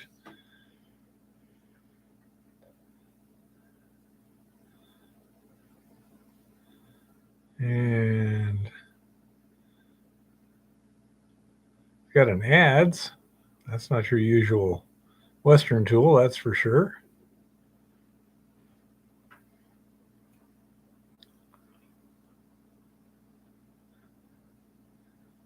He's digging a big hole. He's showing you the meter on his detector, supposedly. Come on. Let's get to the shiny.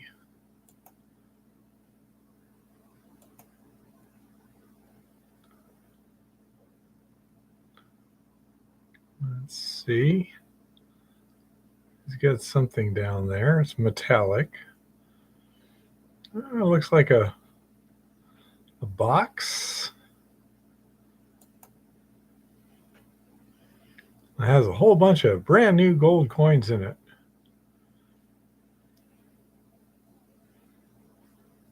Ooh, Let's see. What do they look like? yeah, what kind? There's an Aladdin type lamp.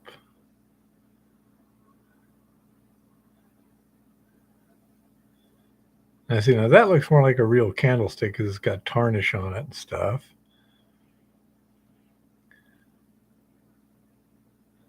He's being very careful not to show you any real details. Those could easily be brass. Yeah,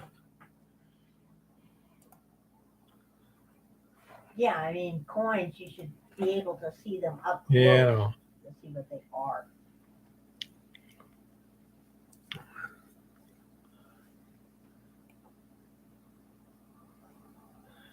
Let's see.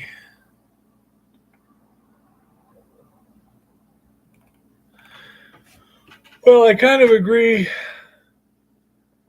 with Shaggy about the world awakening, Yeah, but it sure is. Some people are certainly sound asleep. it's a little too little. It's a little too late. Yeah, that's what it looks like. I think it's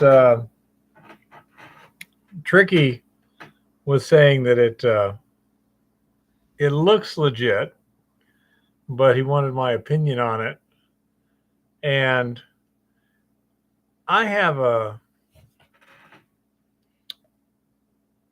it could easily be well staged. It wouldn't take too long to, compact some clay soil into dig a hole, put something in it, compact some clay soil, then go in there and pretend to be with a metal detector looking for it. Would the metal detector have detected it at that depth? Yep. Big metal chest, a foot down? Sure. There were tree roots and stuff. showing. Harder to fake, but not impossible.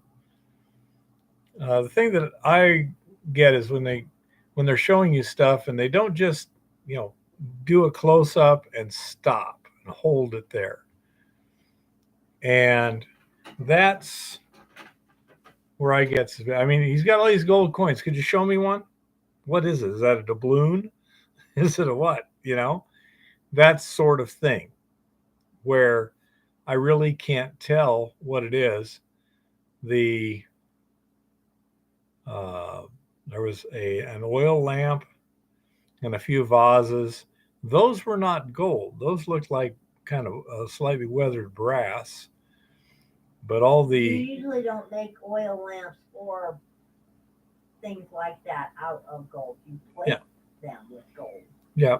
But anyhow, so I'm a bit suspicious, but it's better than some I've seen.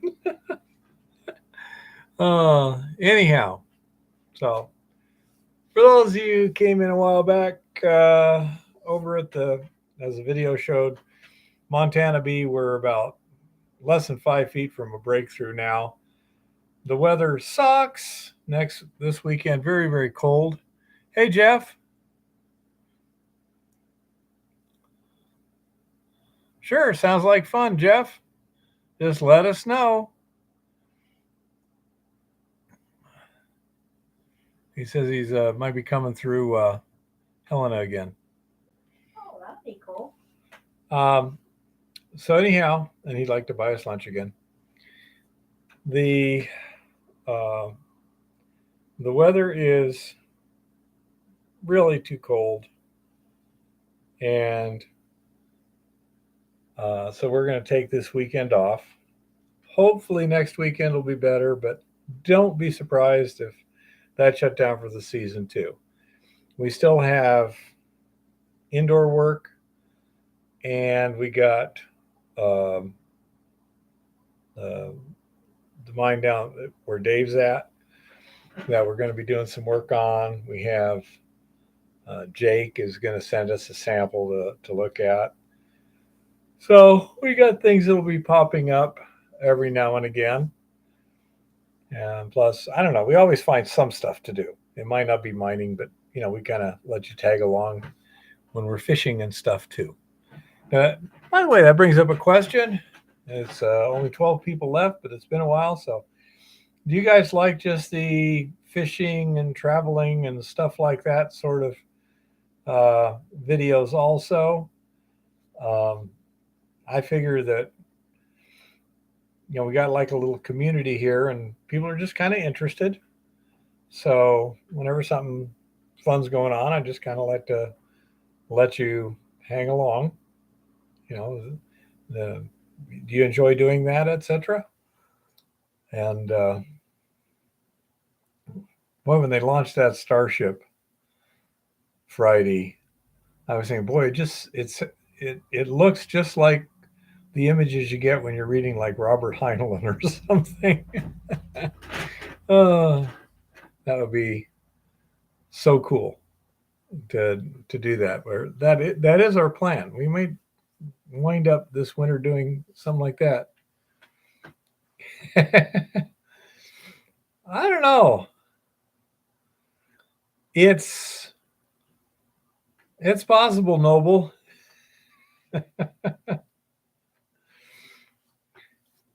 No, it's fascinating that so much that we were dreaming of in the 50s and 60s and 70s just kind of got put on the back burner and such. I'm not sure why. It all seemed so natural at the time. Ugh. But anyhow, so that's the situation with this. This weekend, we're going to have a test on the Eco Goldex solution. We have some standards. I've got one that's been sitting in the fridge for 5 days or something. And yeah, we may go watch a Starship launch.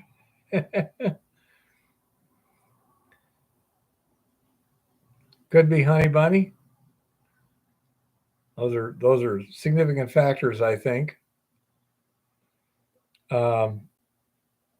But anyhow, so yeah, it'd be fun to go watch one of those. That would be something. And I got a grandson down in Amarillo going to school, so I mean, we can make something happen. We'll see. Wow, what was that just hurt? Ouch! Son of a gun. What? I don't know. I think I got something stuck in my finger here. Oh no. Let's see what we got. Another one of my $6 loops. I buy them by the minimum of a half a dozen. When I lose one like I did this weekend, I just grab another one. No big deal. What the heck is this thing?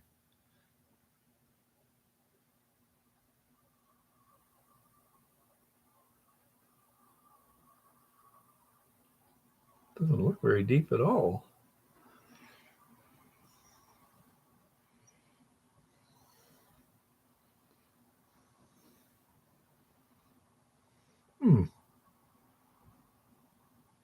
Are there any tweezers handy, little one? No. What do you even I don't think that new medical kit has tweezers yet. I don't even own tweezers.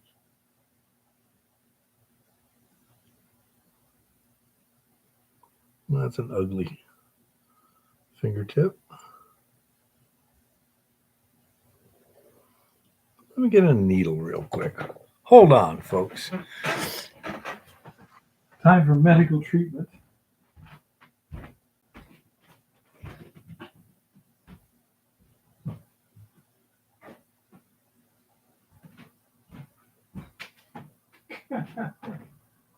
Oh my goodness. There it is.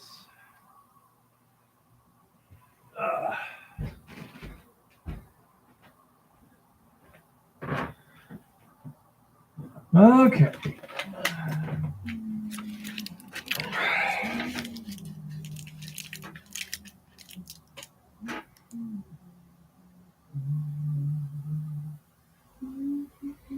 Let's see what's going on here.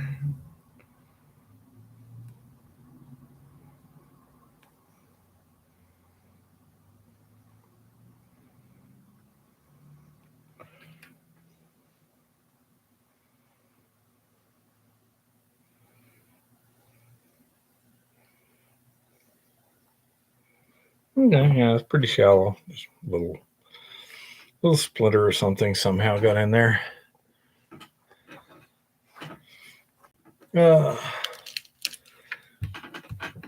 Actually, several eccentric billionaires, only one of which has been successful, though. Bezos hadn't done too well. Who else was trying to get up there? Elon, Bezos, There's- I think that was it for trying to get to I don't know. space. I I mean, think there was a third one. Virgin Galactic. that's right. Yeah. Well, that goofball at least had some backing. It had some experience in the field. I mean, I don't know. airplanes, rockets, same difference. Yeah, not quite. But anyhow, so I say we'll be doing that experiment. And that's about it. And I'm going to be cleaning crystals.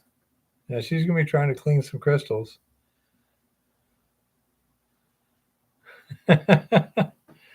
Shiny. See? Is my hair getting silver too? Yeah.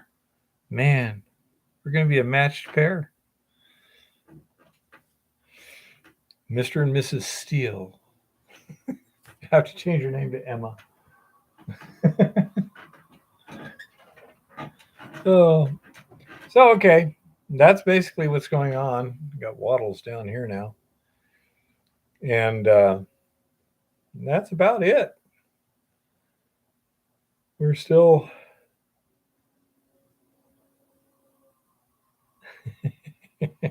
I don't think you could smelt the hair down. If we could, Well, I even. did try to get you to save those boogers from your nosebleeds since they use silver nitrate in there. But Hello, no. Constantine.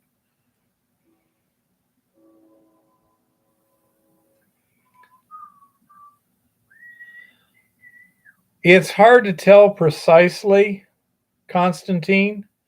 However, as a general rule, on that scale of operation, if you can't get at least a half an ounce to an ounce, it's not going to pay for itself. Okay. We haven't been keeping uh, track. Well, the question is, Constantine, what do you mean by a gold vein? If you mean a vein where you can see visible chunks of gold in the rock, no, I have not. I have worked at a mine where we made 3,000 ounces of gold per month and never seen a single piece of gold in the rock. I personally, when I worked for that mine, was holding 40 pounds of gold outside a refinery one day, just making the weekly delivery, and I never saw in 5 years a single piece of gold in the rock. So, as a general rule, a gold vein does not consist of a vein where you can actually see gold. Gold is valuable in such small quantities. And in hard rock mining, the gold tends to be so small that it's almost invisible. This particular, oh, there we go. Okay, this is a rock from Montana B. Probably in the neighborhood of 1 ounce of gold per ton of rock in this particular rock here. Mainly iron oxides. If this is representative of the average sort of rock that we tested, 80% of this gold is 1/4 the size of talcum powder. It is that fine. 2000 mesh, 6.8 microns. Okay. As such, you're not going to see it. It's not visible. Doesn't mean it's not there. That's one of the challenges of hard rock gold mining, is that the gold doesn't make itself directly known. In this case, you're looking for these iron oxides. Depending upon the mine, there may be other minerals that are associated with the gold. This is a very common one. It's very common to have iron oxide associated with gold. Here's another rock from the same mine. You know. No, yeah, Constantine, in hard rock, you almost never see the gold. Okay, even if you had a highly valuable vein, there was one time a guy brought us a sample, and it looked like quartz, just kind of gray, run of the mill, crappy quartz. That was it. Nothing exciting at all. Let's see. Eva's got some quartz here. These are quartz crystals. They look kind of pretty, but basically, it looked kind of like that, only a little gray. It was running 40 ounces to the ton. At current prices, that would be $80,000 a pound. And divided by 2,000.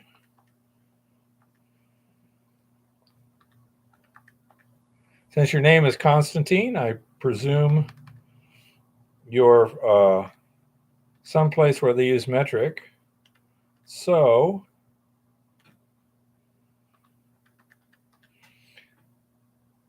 we're talking $88 a kilo.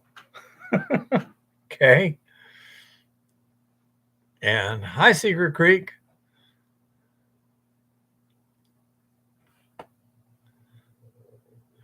Well, the reason that they talk about quartz, and they also have a saying, gold wears an iron hat or gold wears an iron horse. is because when the gold is deposited, Gold rides an iron horse. Yeah. Doesn't wear an iron horse. okay, wears an iron hat or rides an iron horse. But anyhow, when the solutions that have the gold dissolved in them are precipitating the gold, if what's precipitating the gold is a change in temperature, it's getting cooler. At this almost exactly the same temperature, quartz, iron pyrite, and gold all come out of solution at the same temperature. Therefore, you will originally deposit iron pyrite containing quartz with some gold, and then as the uh, as it weathers, then the iron pyrite turns to iron oxide. So you're looking generally for rusty quartz is the usual indicator that you will see. Just because you found rusty quartz does not mean you found gold, but it's a good place to look. Okay.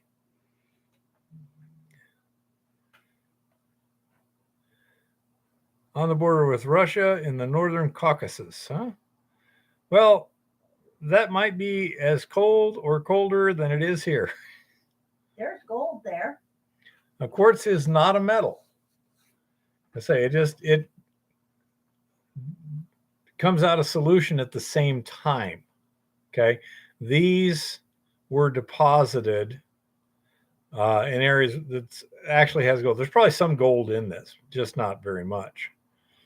Okay, and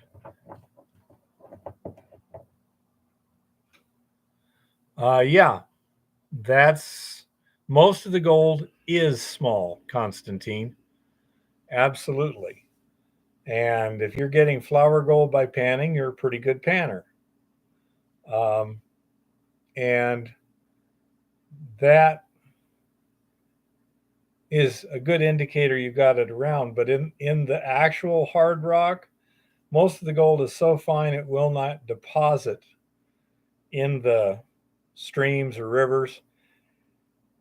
This particular rock here,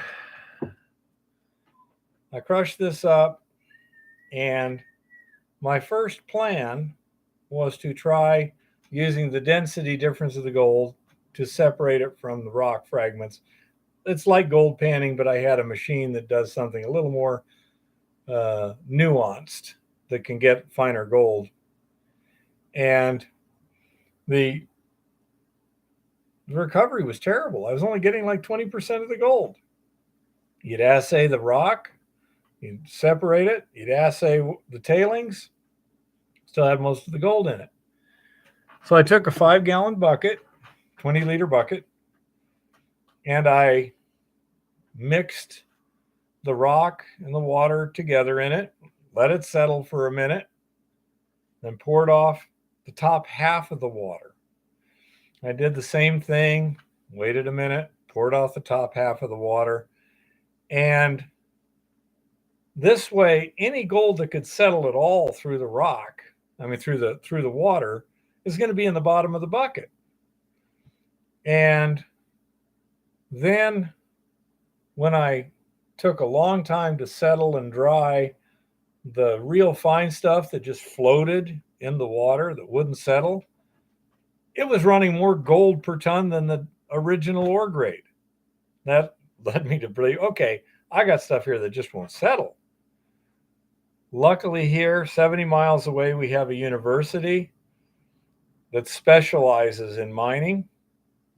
And for $1,000, they did a very expensive test with electron microscopes and stuff and found out exactly what the problem was, what the size of the gold was, what it was associated with, all those other things. And that's why we went to leaching. We have to chemically dissolve the gold away from the rock to get good recoveries.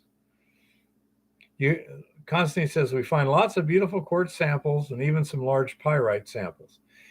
If they're very pretty and good quality and decent size, you might be able to make money selling those on the specimen market. So if you can get a lot of those, you might want to check that out and see whether or not you can make money just selling specimens, because mineral specimens are a really good money maker. I knew a guy that was his whole business for decades, was just selling mineral specimens wholesale. Absolutely. So I say that's when you're looking at veins in rocks, don't expect to find gold. This is why that hand panning technique that I have videos on is good, because you can test the prospective ore, the suspect rock, in the field fairly easily and get an idea of what you might, whether it's a good grade. For small scale, you need to have pretty high grades, like 1 ounce per ton, 31 parts. Well, sorry, that'd be 34 parts per million. Yeah.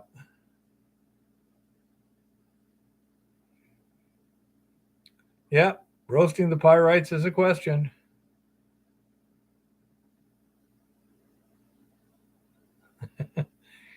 But anyhow, so there's hard rock gold mining is not as easy as placer gold mining. That's gold mining in dirts and gravels.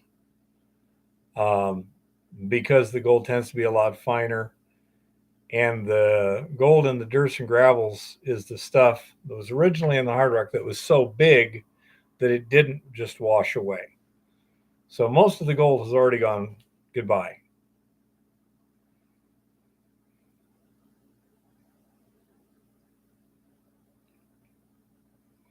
Yeah, if you got actual gold nuggets that are very pretty, you can make some good money.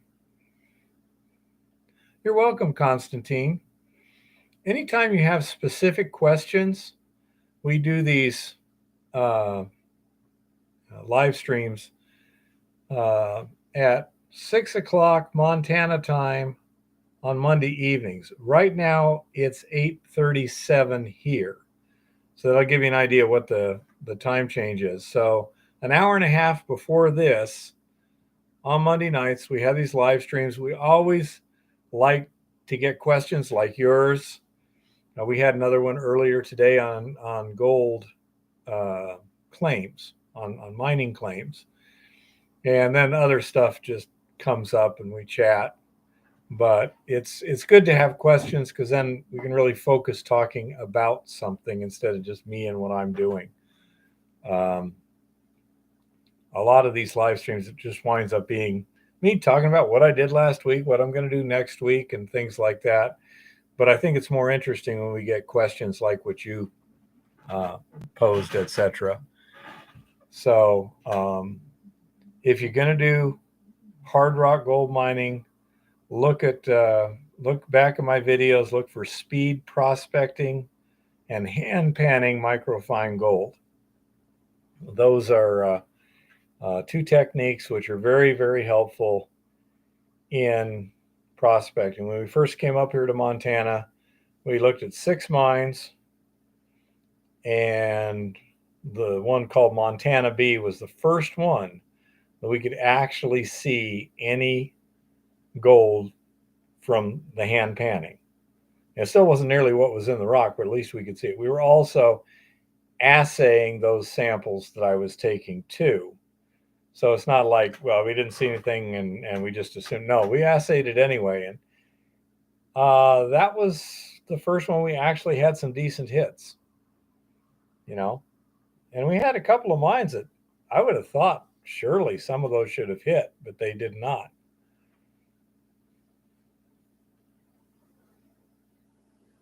In Nevada, you're required to file your papers at the county, not just pay the BLM online. They're creating a mess here. Wow, what a concept. The government making a mess out of things. They want you to file all your papers with the county, not just the BLM?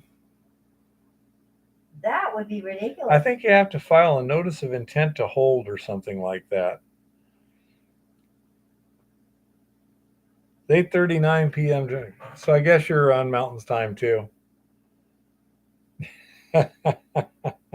Well, the government certainly needs to be radically improved and pruned. Okay. A lot of stuff like the Department of Energy could easily be folded into something else with no problem at all.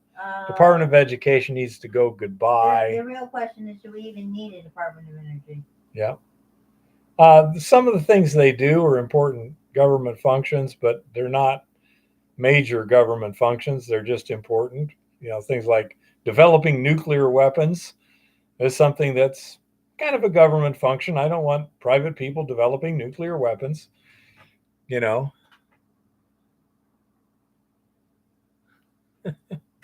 They declared petrified wood an artifact. What the hell? Artifact? It's not an artifact. It's a mineral. It might be the equivalent of a fossil. I want some. I like petrified wood. I don't think they have too many winter gold shows here, Resort Dog. Do we have they had a mineral thing in Butte last year or the year before, but was that during the summer? Yeah. I think that's during the summer. I would love to go to another rock and gem show. I love rock and gem shows. Yeah. And I love petrified wood. If anybody has any. I used to have logs. My father used to work for the Atomic Energy Commission, looking for uranium in the Four Corners area. We used to have a couple logs like this of petrified wood at the house. Nice agatized stuff.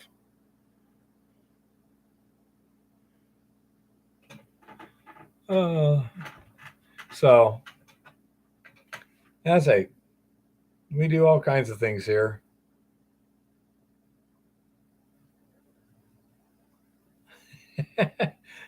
Consider bonanzas, huh? Actually, I think the carbon in the wood actually does tend to precipitate uranium out of solutions. I'm not certain on that, but let's see. So petrified wood is radioactive? Some could be. Uranium in petrified wood.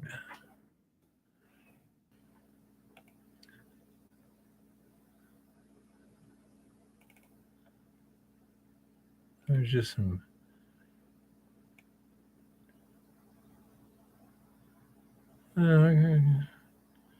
Uranium minerals were found in sandstones with high concentration of carbonaceous plant materials, notified petrified logs. Sweet. So your father probably got that glow-in-the-dark logs, huh? I don't think it would glow in the dark. Okay. I like petrified wood. Isn't the biggest gem show in Tucson? It's at least one of the biggest in the world, like within the top 5. Do you know, is the Tucson show the biggest rock and gem show in the world? It used to be top 5 before COVID. Yeah, it used to be top Between 5. COVID and homelessness, nobody wants to go to Tucson anymore. Resort Dog says our wood does not set a Geiger counter, but the dino bone areas do. Interesting.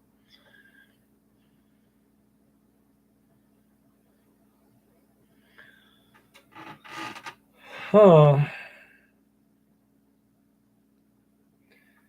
Yeah, that would be interesting. A naturally formed radioactive petrified wood. Cool. Not something I want in my living room, but it would be cool. Supposedly there's a uranium mine outside of Vegas. Do not know. Have no clue on that one, Shining Rocks. I know there's a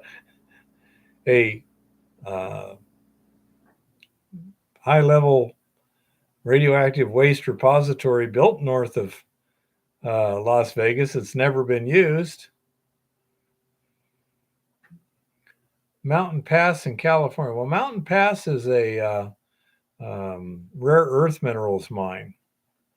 There may be some uranium in it, but it's primarily the rare earth minerals. Well, the Chinese bought it, and then the government said they had it. Yeah, it was stupid to allow it to be sold to foreigners, but whatever. As I'm sure our visitor from the former Soviet Union can attest, the United States is not always the smartest country in the world. Yeah.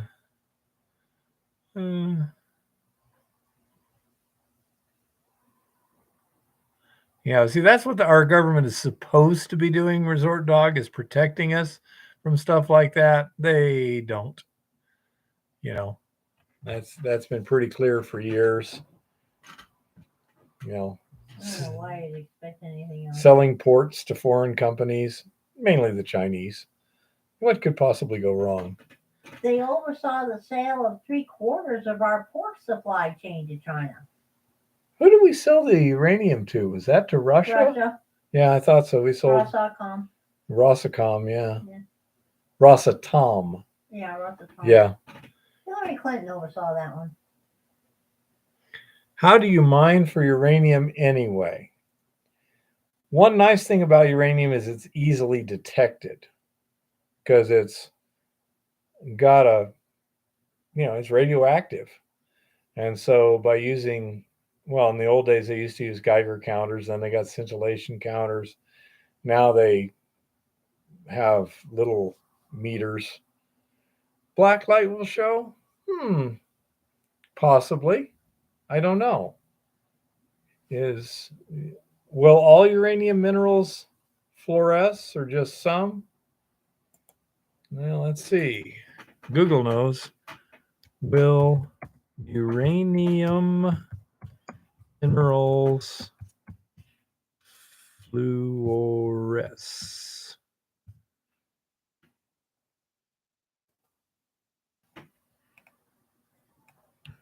Apparently so. Hexavalent uranium in the form of the uranyl cation fluoresces in all concentrations in the yellow color. Yeah. Okay. So uranium glows. So you could have your uranium infused petrified wood and just put an ultraviolet light on it. Yeah.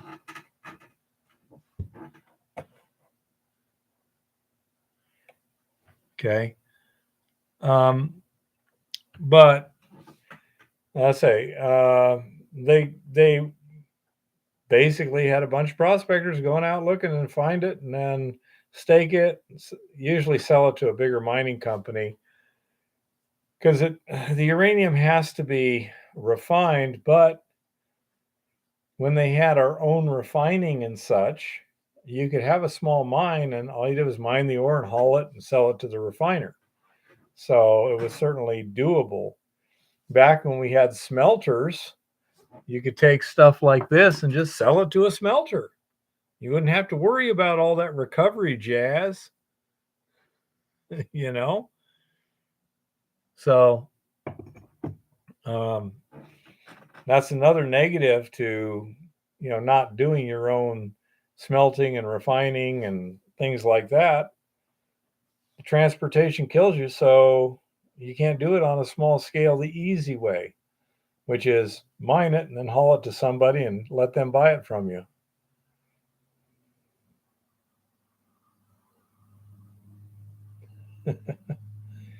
So I say that's very annoying because it used to be a common thing down in Arizona for gold mining. Quartz is a mineral that they need for the flux in the smelter, silica. And so if you had quartz that didn't have any negatives to it, you could take the quartz to the smelter and they would pay you like 80 to 90% of the gold value.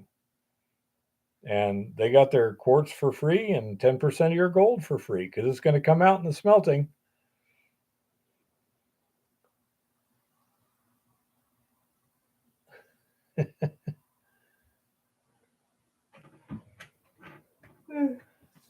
There's one cave in Mexico that's really, really high. It has gigantic selenite crystals. I think the biggest one's like 50 feet long, but the temperature is like 140 degrees down there.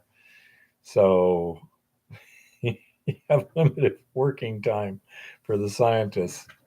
Because they're not allowed to change the temperature. I mean, it'd be easy to refrigerate it, but let's say that's not the way things work anymore. Why aren't they allowed to change the temperature? Because it would change the cave and the microbiome and all this other stuff. It is a very unique environment. I'm not complaining about that. It's the they had to be very, very careful not to change the heat. And as Resort Doc says, no, Brian, the humidity. Yeah, I mean, that's fine with me. I was just wondering. It got reflooded. Wow. I'd love to see it.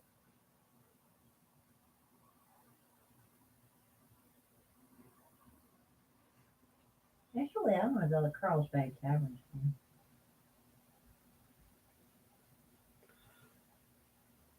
I'm not sure what you're asking for, Jeff.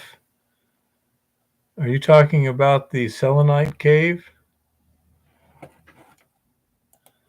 Let's see, the selenite cave.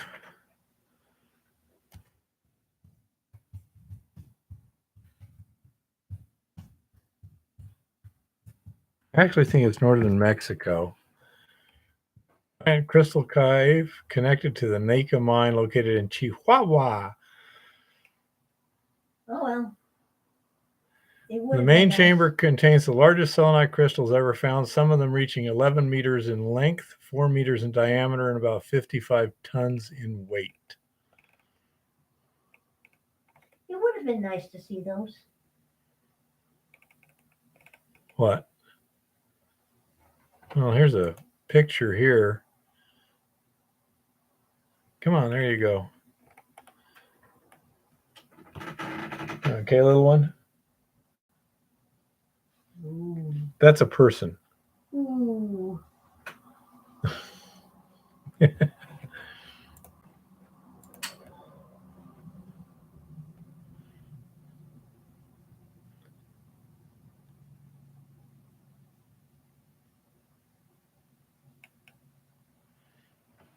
Yeah, I've seen videos, documentaries on that cave. Yep, very hot, very humid. And I say you just overheat real fast.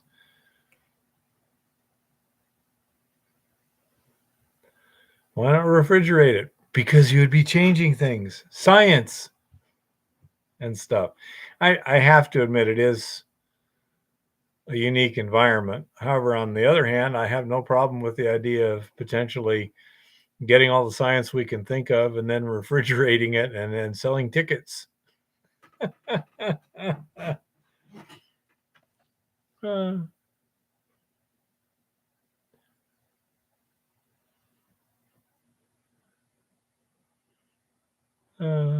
Anyhow, any other questions or anything?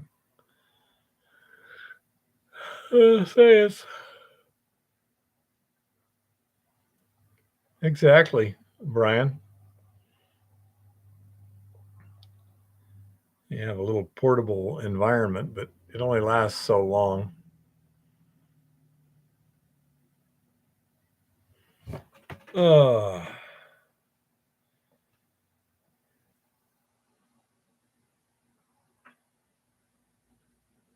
All righty, honey bunny. You take care. And that was a bit rude tonight with Chris. I know you get a little short at times, but could we please be polite to each other. Okay? I missed something, didn't I? Yeah. It was all in the comments. Okay.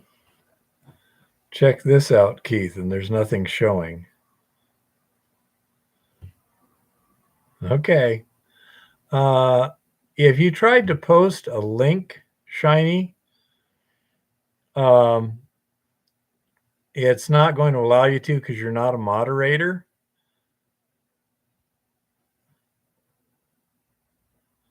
And you can put like a text string that doesn't have the HTTP colon, and then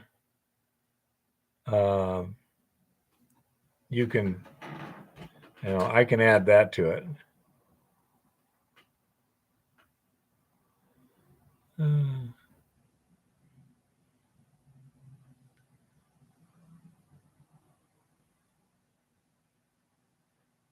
What's on the wall behind the ladder?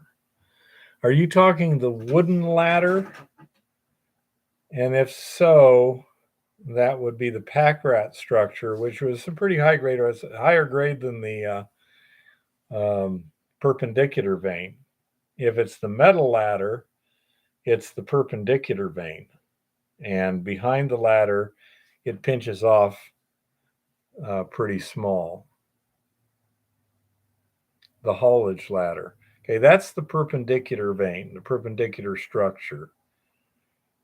And the that area there, it pinches off to the point that it's not really mineable. Actually, I started shallowing the angle out because I was moving too much waste.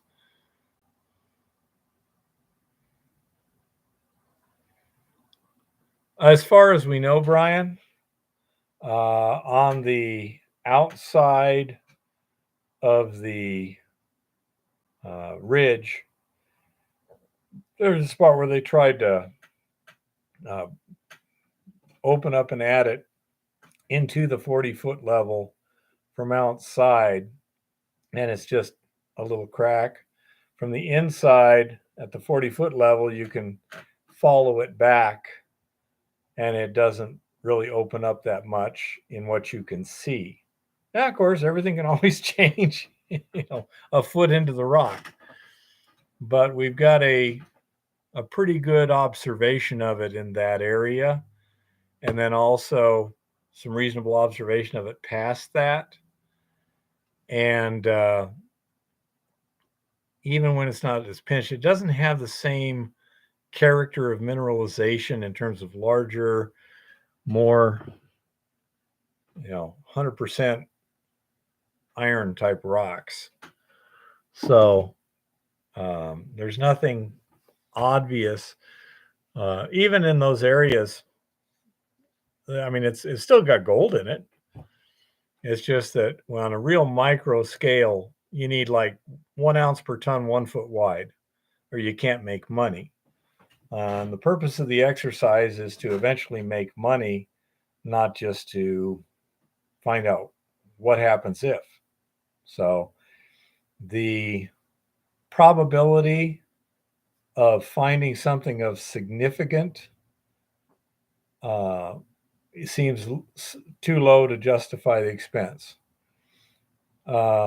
Deeper, the grade dropped off from the samples I took, and the mining effort along it dropped off.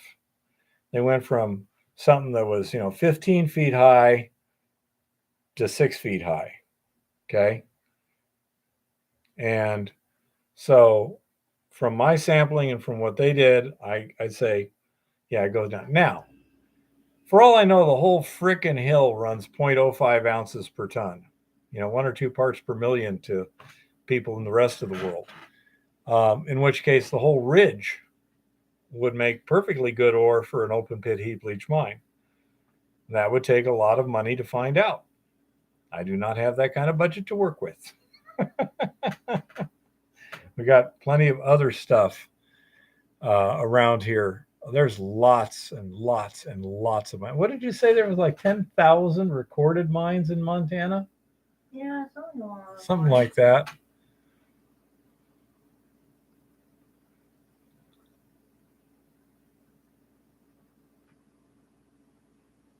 So I say it's just one of those things that it seems more reasonable to invest the time and money someplace else, like top of the hill, Jeff Kablock's area, Dave. It just seems to make more sense to spend the exploration money and effort someplace else than chasing something that appears marginal with significant data to do it. Yeah, how wide is your material, Brian? Half an ounce per ton is okay if it's 6 feet wide, not a problem. You know, if you got zero waste, that'll work. I'd go for the sapphires. So would Eva.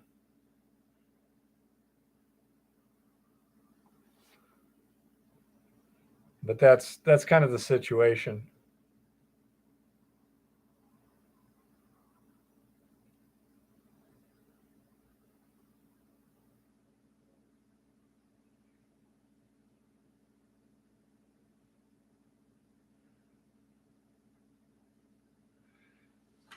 It's not usually, it's often.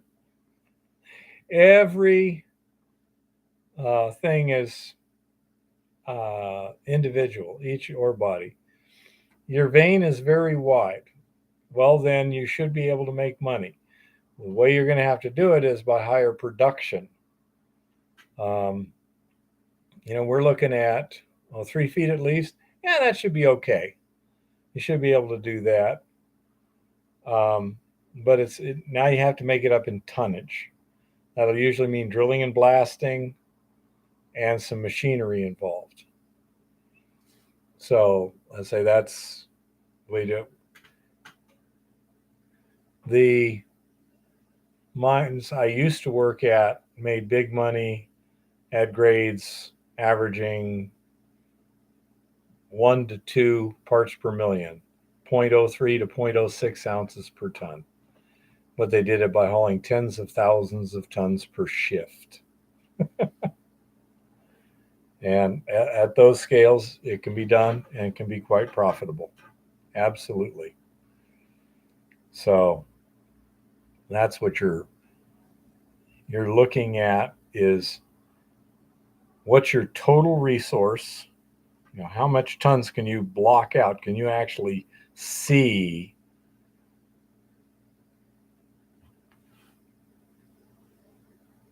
Not more than a few inches deep. 3 feet wide, half an ounce to the ton, but not more than a few inches deep. Oh, tons and tons of float. Well, find out where the damn float came from.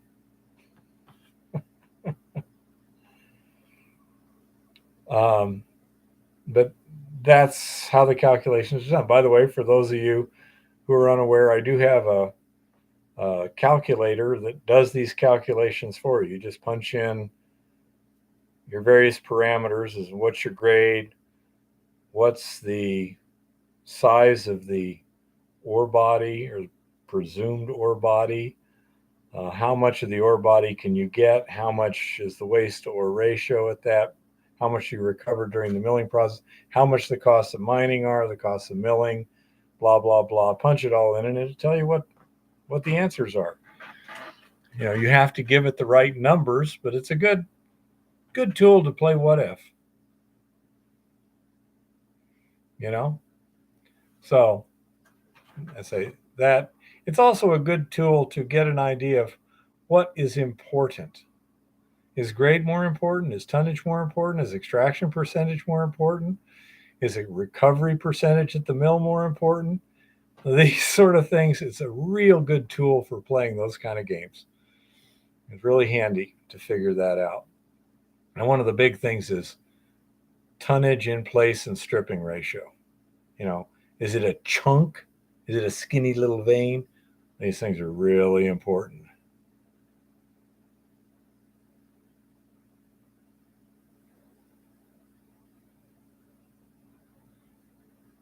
do you have to refill the hole? In my case, the answer is no. I do not know about Brian's.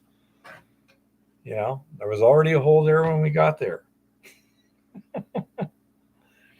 Nowadays, you may have to, especially if you're on Forest Service land. Do not know. Private property. Answer, no. My water. Where did I put my water? Pontificating is thirsty business. Oh.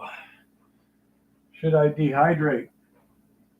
My worldwide fan base shall be depressed and despondent as I expire on screen.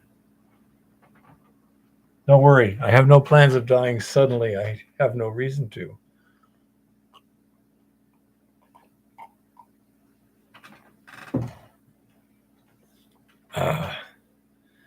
Anyhow, anything else? Mushroom hut. Ooh, I like mushrooms. Eva hates mushrooms. That's okay. I know how to cook in a separate pan. It'll work.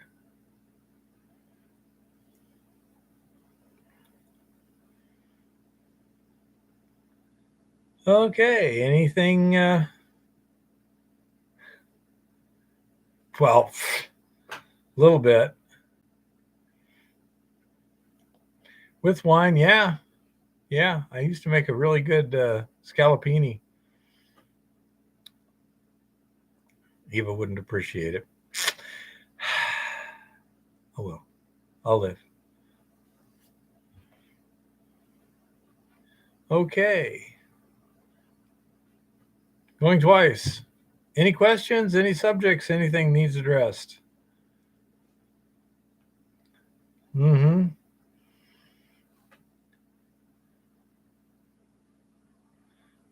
Sounding good, Brian.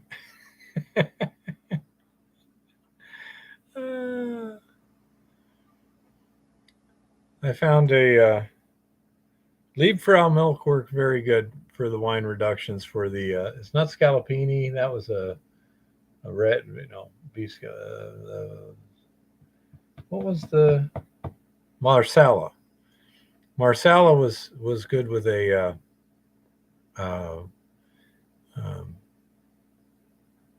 what do they call it? Liebfrau milk. Yep.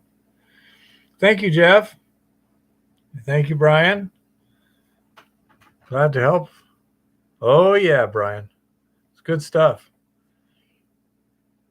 I would take some chicken breast, cut it up into chunks, bread it a little bit, pan fry it, then take the mushrooms, cook them in butter and wine, then throw the two together, and the breading would kind of get into the wine sauce and thicken it up a little bit. You're welcome, Secret Creek. Okay, I think I'm going to call it a night. I'm getting hungry for some reason. I'm not sure why that happens, but oh well. So you guys take care, and we'll take care of ourselves as best we can and keep you along for the ride. Let's just share the adventure. Happy prospecting and keep it safe out there. Ka-chink.